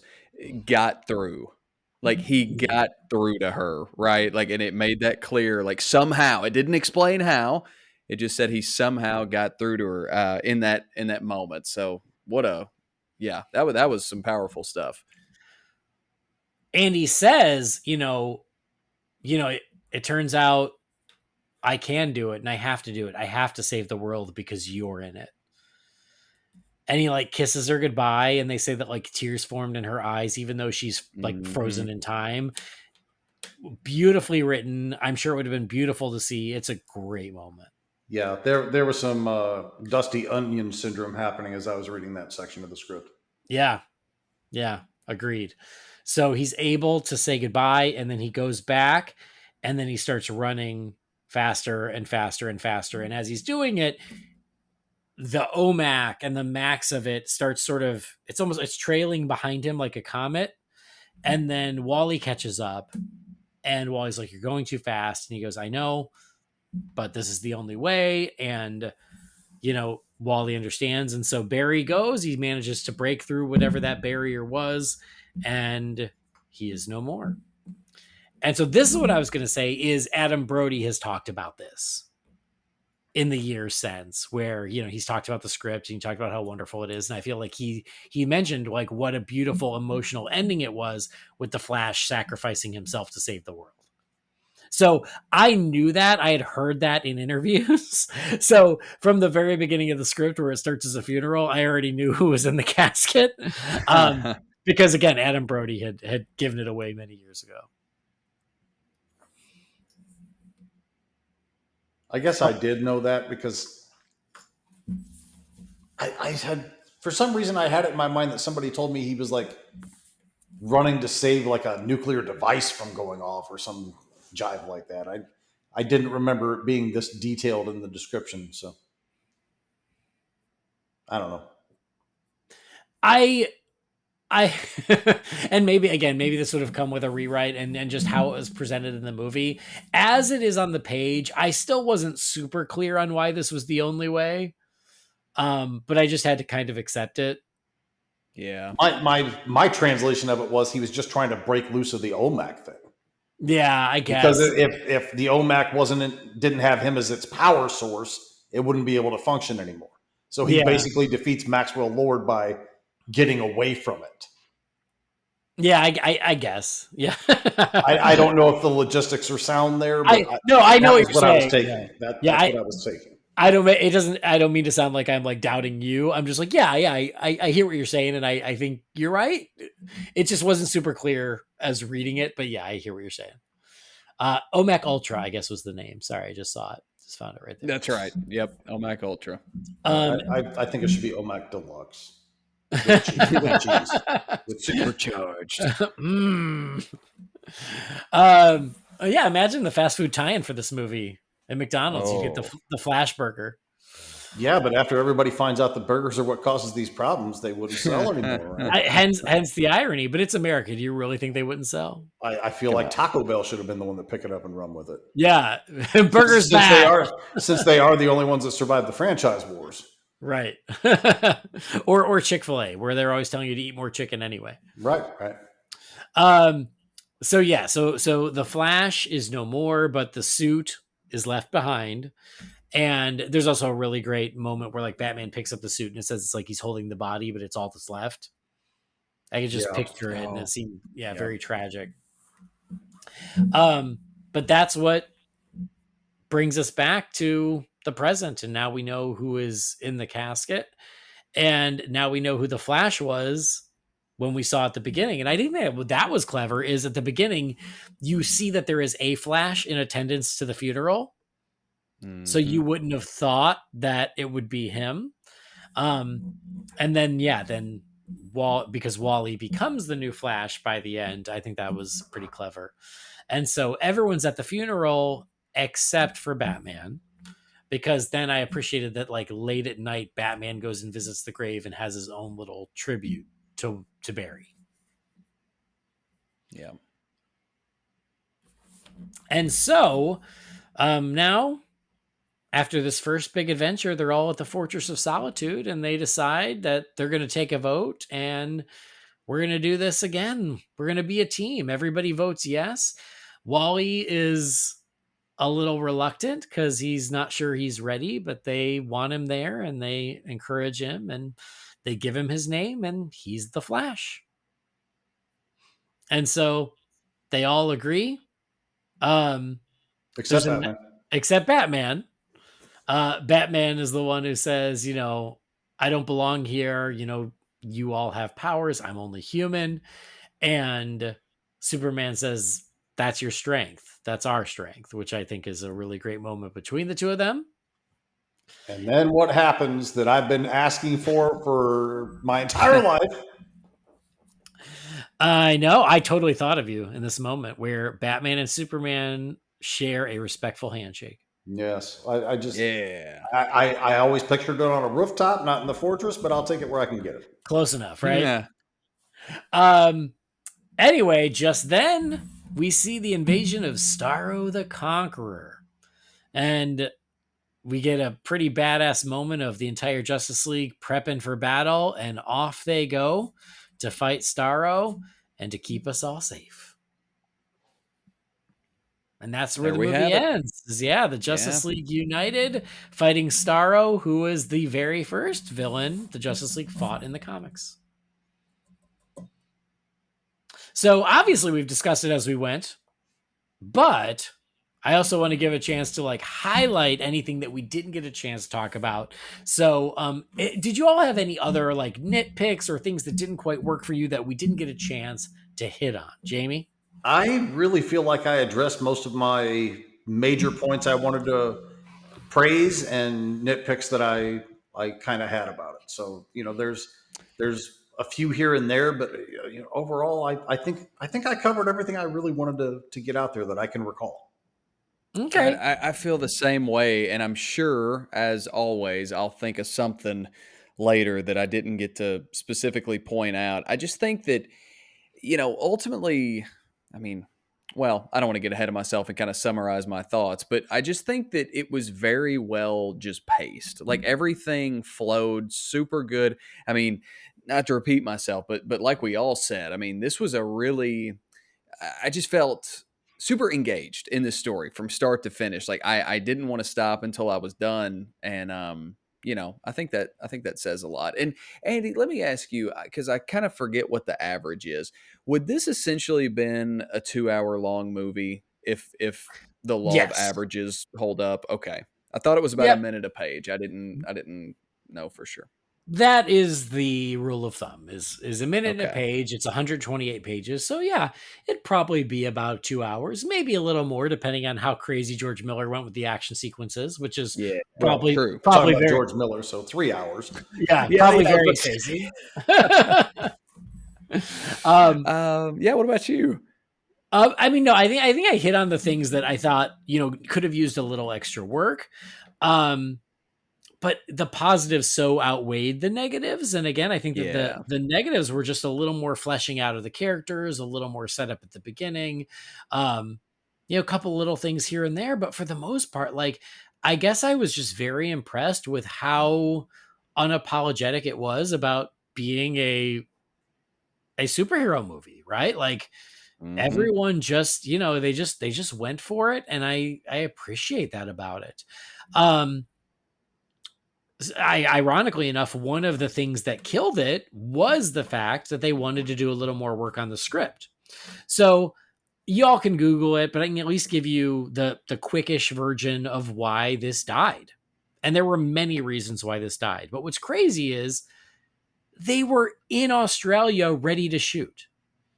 The cast was there. They were doing rehearsals. They were doing fight choreography. George Miller was doing previs. They had done costume fittings. Like, they were like there. And so they were ready to go, and a number of things happened. First of all, they wanted to do more work on the script, and it happened right at the time of a writer's strike. And so they couldn't do any more work on the script until the strike was over. And by the time the strike ended, the contracts with the cast had all lapsed. But the cast was all still down, so they were all willing to renew their contracts. So that didn't fully kill it, but it certainly delayed production, which was one of many factors. The other factor is George Miller's Australian. They were going to shoot in Australia. They were all in Australia prepping to shoot. And then at the last minute, Australia pulled this massive tax rebate away from them because they didn't hire enough local talent. And that tax rebate, it was something crazy. It was like $40 or $50 million. Wow. Was essentially a quarter of the budget. Yeah.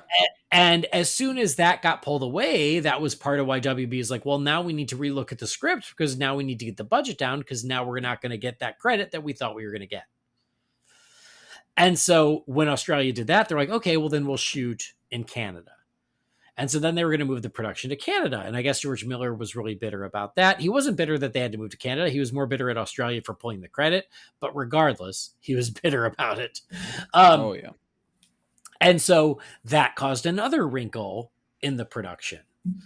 And then the other thing was the Nolan trilogy. Because while all this was happening, The Dark Knight came out. And when The Dark Knight came out, all of a sudden, Batman Begins was successful. It wasn't The Dark Knight. And so when Batman Begins was the only movie in the Nolan trilogy out, they all felt comfortable doing, we'll just have another Batman in the Justice League universe. It's fine to have two. The Dark Knight comes out, becomes a worldwide phenomenon, breaks the mold.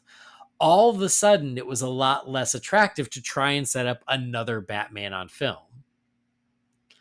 And Christian Bale even publicly said something about I'm kind of worried about them trying to do this, or I can't find the exact quote, but he even acknowledged of I hope this doesn't mess up what we're trying to do.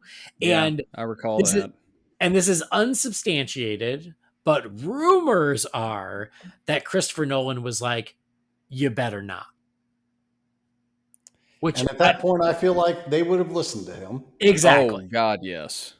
Exactly. And I wouldn't be surprised. Let me say that. No. And you're right. And after The Dark Knight became The Dark Knight, yes, they're going to listen to him. So it was bad luck, bad timing, a strike, budget issues, script issues, and then the whole paradigm of what the DC movies were doing shifted in the middle of this, where they killed it.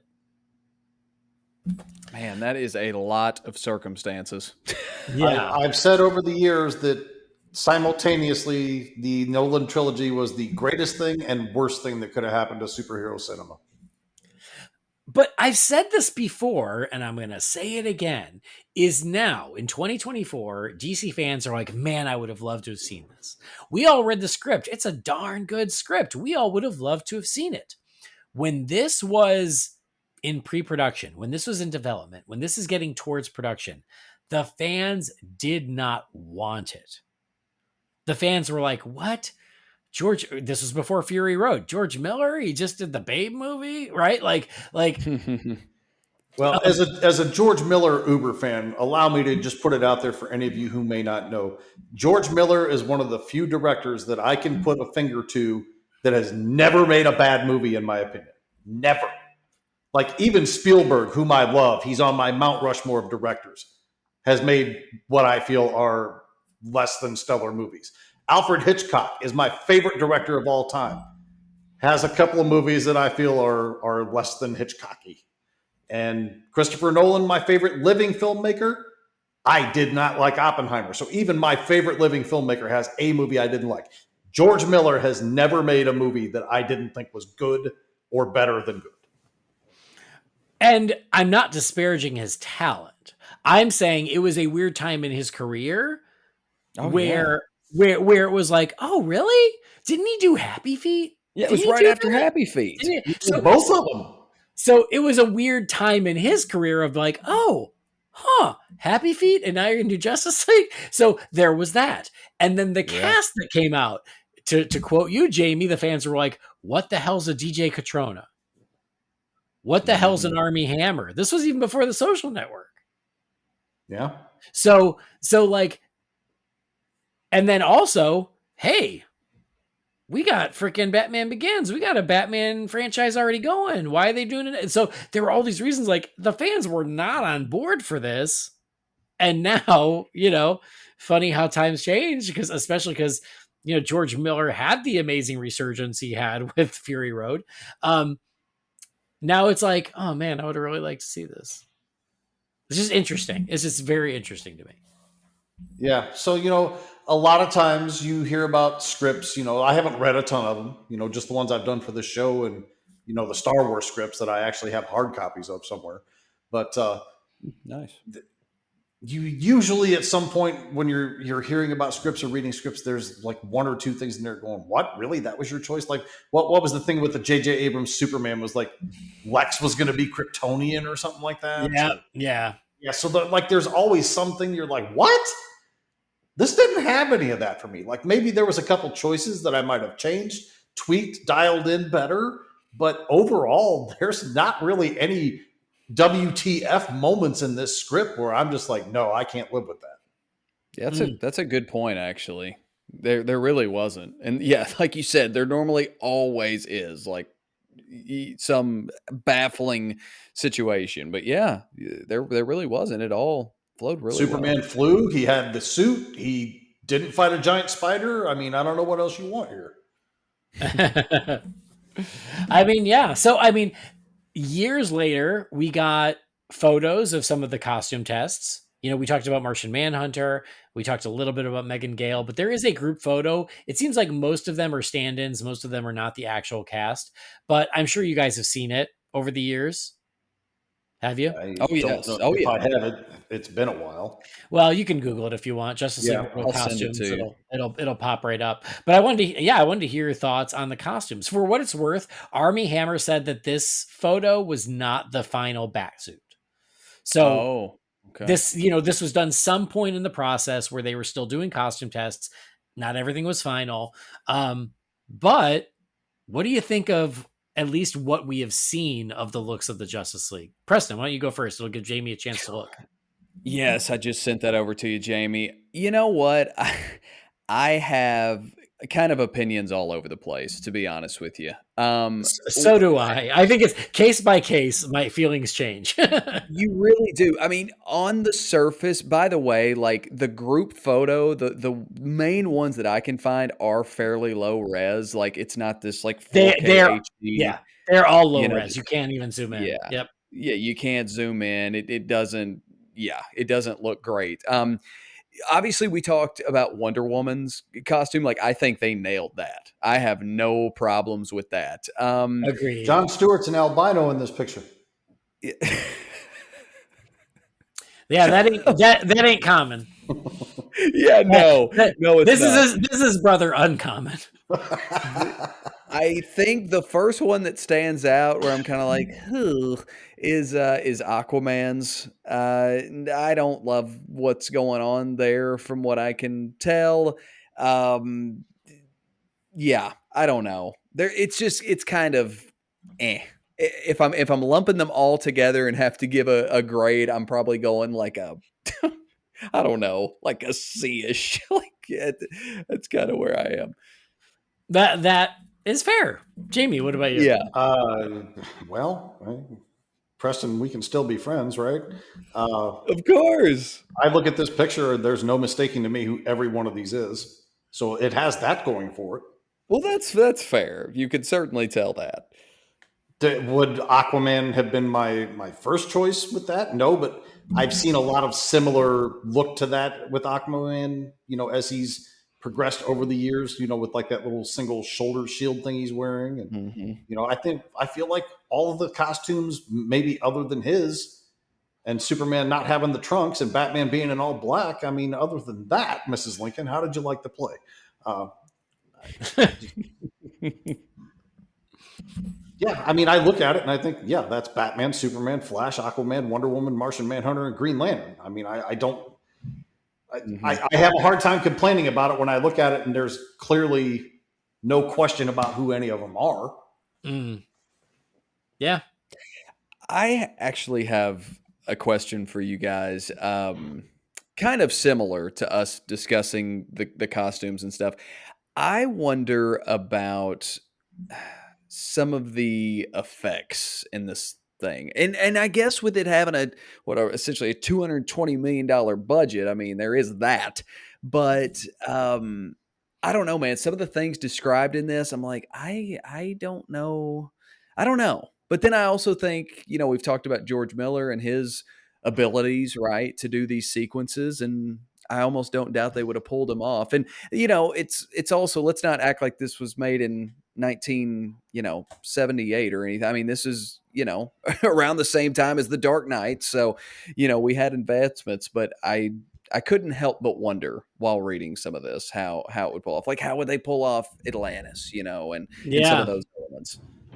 No, I wondered the same. And again, that was something where I would not have been shocked if the script revisions the studio was asking for was to try and bring the cost down, because on the page, yes, it's very big, it's very epic, it would be very expensive to do it as written.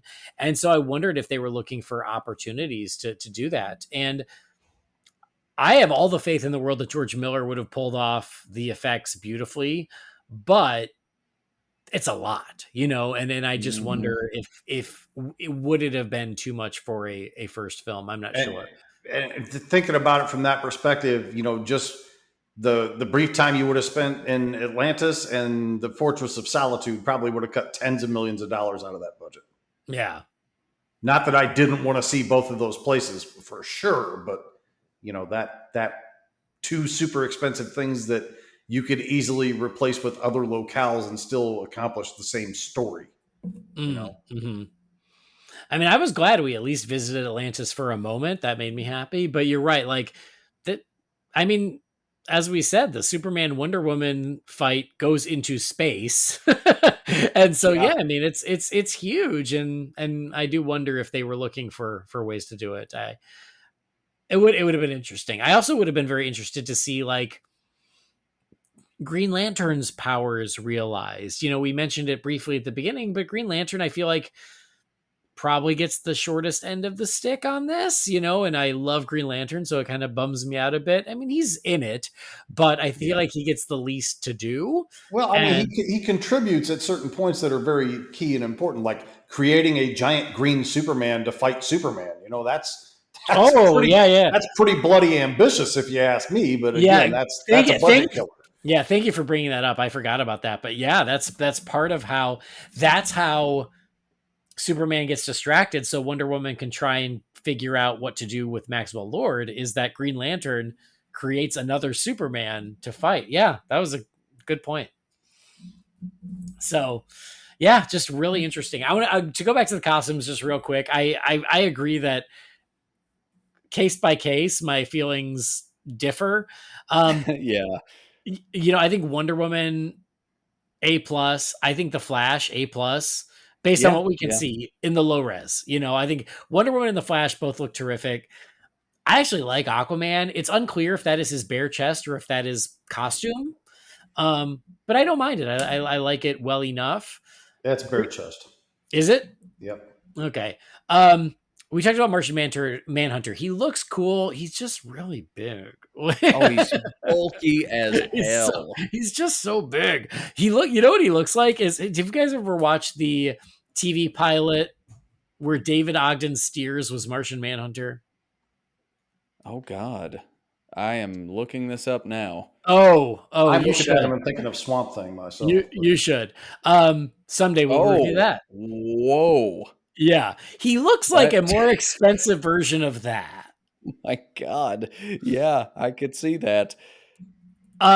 Superman is fine. He needs a little more something to break up the blue, but he's fine. Yeah, there is a lot of blue there. Green Lantern's a little boring. It's okay. Batman is probably my least favorite, so I'm glad to hear that this was not the final look. Because he looks like weirdly like it almost looks like a medieval knight Batman. Like it looks very armory, But yeah, so like you said, like as a group, I'd go with like a B.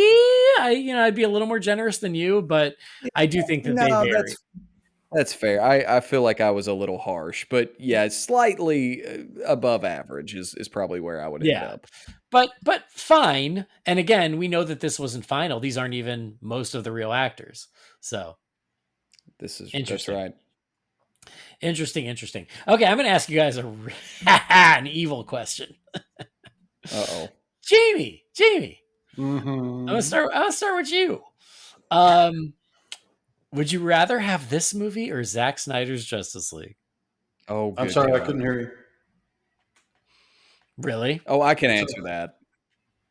All right, go for it. I am picking Zack Snyder's Justice League. I think that it's probably easier to say that because we have it, and it's a movie I love. I truly love, and I find it moving emotionally, and the action sequences are amazing, and I just find it epic in scale. I definitely will say Zack Snyder's Justice League. But with that said, there are movies I would certainly kick out to include this one. I don't know if I'm ready to like go on record of which ones exactly, but yeah, there's definitely some because I thoroughly enjoyed this. I would gladly sacrifice like 4 of the Wrong Turn movies to get this. Oh wow, how generous! I know it's tricky because we don't actually have this final movie, but I'm just if you're making that comparison, I'm only going Justice League versus Justice League. Jamie, I mean, I got to go with Zack Snyder's, but let me throw this out to you. I mean, if you're going to throw an evil question at me, I'm going to throw an evil hypothetical at you. If we'd have gotten this movie back in 2008 or 9 or whatever, or even a trilogy of movies, I'm willing to bet that BVS would have been an easier pill to swallow. Justice League, theatrical and/or Zack Snyder's version would have been an easier pill to swallow. I feel like the universe would have been more accepted because people would have been satisfied having had a more air quote comics accurate Justice League to that point. So maybe they're ready for a little bit of a different perspective that Zack wanted to bring to us. Instead of being the very first meeting of Superman and Batman in live action on a movie screen and the very first Justice League movie on a movie screen being the very different take that they were. And again, I love those movies, guys. I'm not disparaging those movies in any way, but we all know they're divisive in public opinion. I feel like if we would have had a more traditional start to it, and then that stuff would have come after, we're having a different conversation for the last 15 years. Yeah. 12 years, whatever it's been. Well, I'll just say I agree with you guys. I would also pick Zack Snyder's Justice League. And I know it was an evil question. I was just curious. Hey, it's a good question. It's worth asking. But I will say this is yes, if it's just one or the other, I pick Zack Snyder's Justice League because I also love that movie. There are elements of this, though, I would steal Oh, and yeah. incorporate into Zack Snyder's Justice League if I could. I like Like I that. said, like I said earlier, sea creatures. Let Aquaman call some sea creatures. That would have been great. I like that Superman's in this whole movie, you know, and in Justice League, he's not in most of the movie. I would have loved to have Green Lantern in that movie. So they're just, you know, I guess I'm saying there are elements of this that I would have loved to have seen that we did not get in that, but I still love that movie. It's not to take anything away from that. Oh, yeah. Anyway, guys, let's wrap it up. I want to hear some final thoughts about Justice League Mortal, the script, the project overall. Jamie. I feel like any comic book fan would be pretty satisfied with most of this. Obviously, there's going to be nitpicks. People won't like Batman killing somebody in cold blood or anything like. Ironically, I think if you switch that to Wonder Woman, it wouldn't even be an issue. But anyway, but would we even call it cold blood? Like it was literally to save. Anyway. Well, I mean, they called it cold blood when he snapped Zod's neck in Man of Steel. So yeah, I think this one's going to fall under that category too. But yeah, I'm peeling off scabs here. I feel like it's a very comics accurate, very character accurate script. Yeah, does it need some polishing and tweaking? Yeah, probably in a couple places. I think it would have served it better having that done. But I don't feel like any comic book fan is going to be disappointed with the way that their characters are being shown as the script is presented here, as we read it. I feel like George Miller's vision is second to almost nobody out there. So I feel like he would have really brought an element to this film that would have made it gorgeous and epic and action packed, and just it would have been talked about probably as much as something like the first Avengers film, in my opinion. I think there's so much more good than not good in this script. I am just going to be a little bit disappointed and wonder what if for the rest of my life until it actually happens, which it probably won't. But yeah, I dig it. I absolutely dig it. I'm glad I read it. I'm glad I did this. Good. Preston, what about you? Yeah, man, what a massive, massive what if, as Jamie said. You know, my feelings have been on kind of full display this entire time, right? I just hate that it kind of took me an excuse, talking about it on a podcast with you fine gents, to finally get to this. Like, I should have read this forever ago. So I say go out of your way and check this out, man. Like Jamie and Andy said, it reads like a comic book. Like I said, I couldn't help but envision an animated film the entire time I was reading it.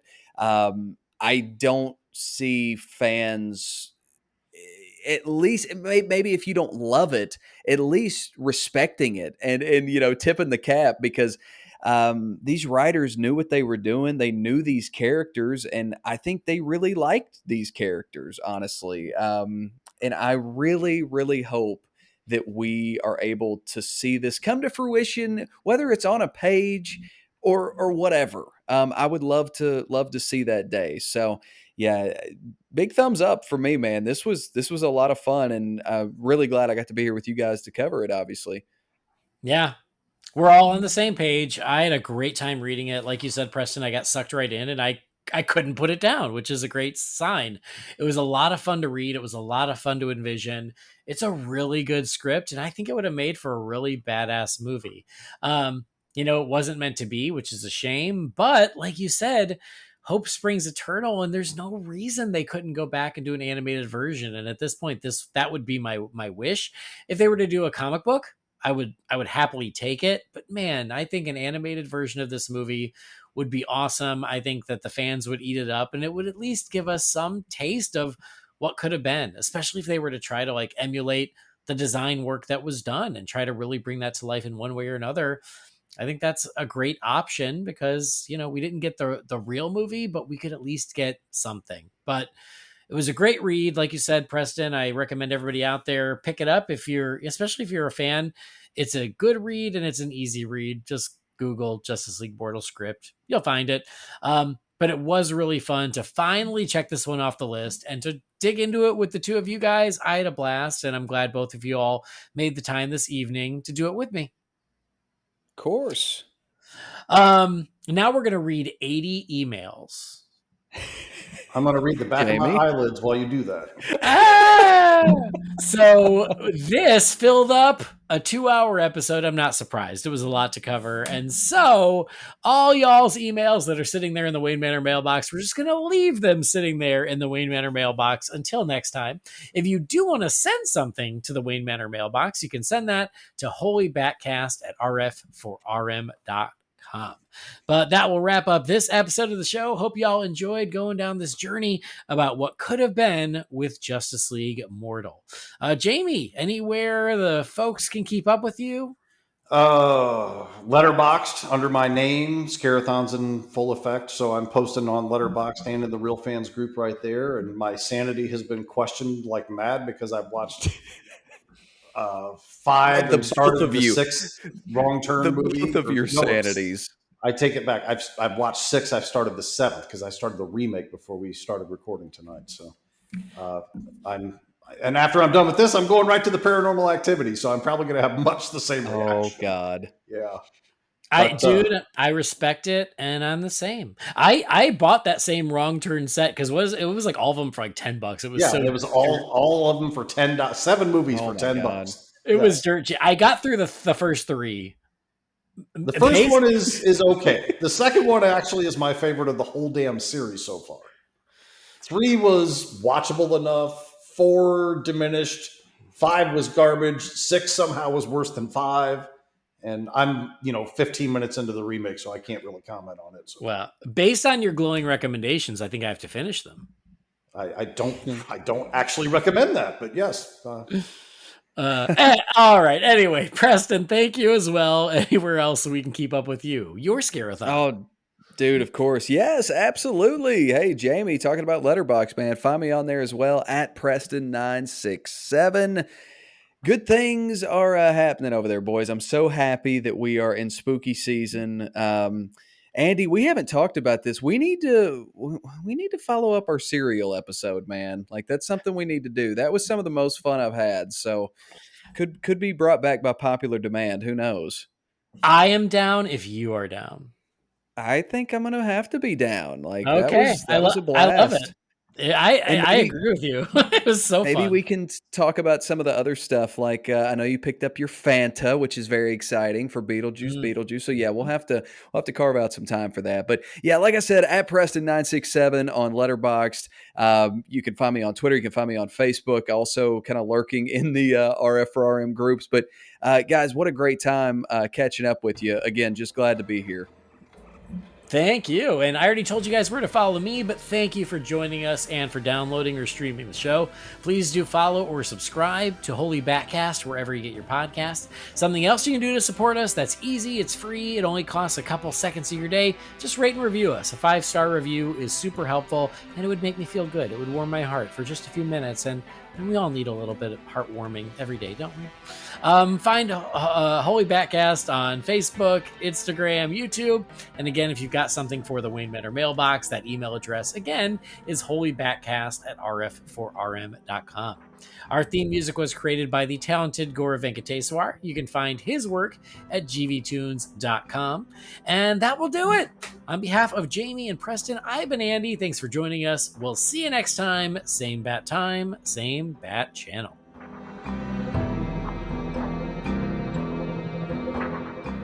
Holy BatCast is not affiliated with Warner Brothers or DC Entertainment. The views and opinions shared by the participants are theirs and theirs alone and do not represent the companies or organizations they happen to work for.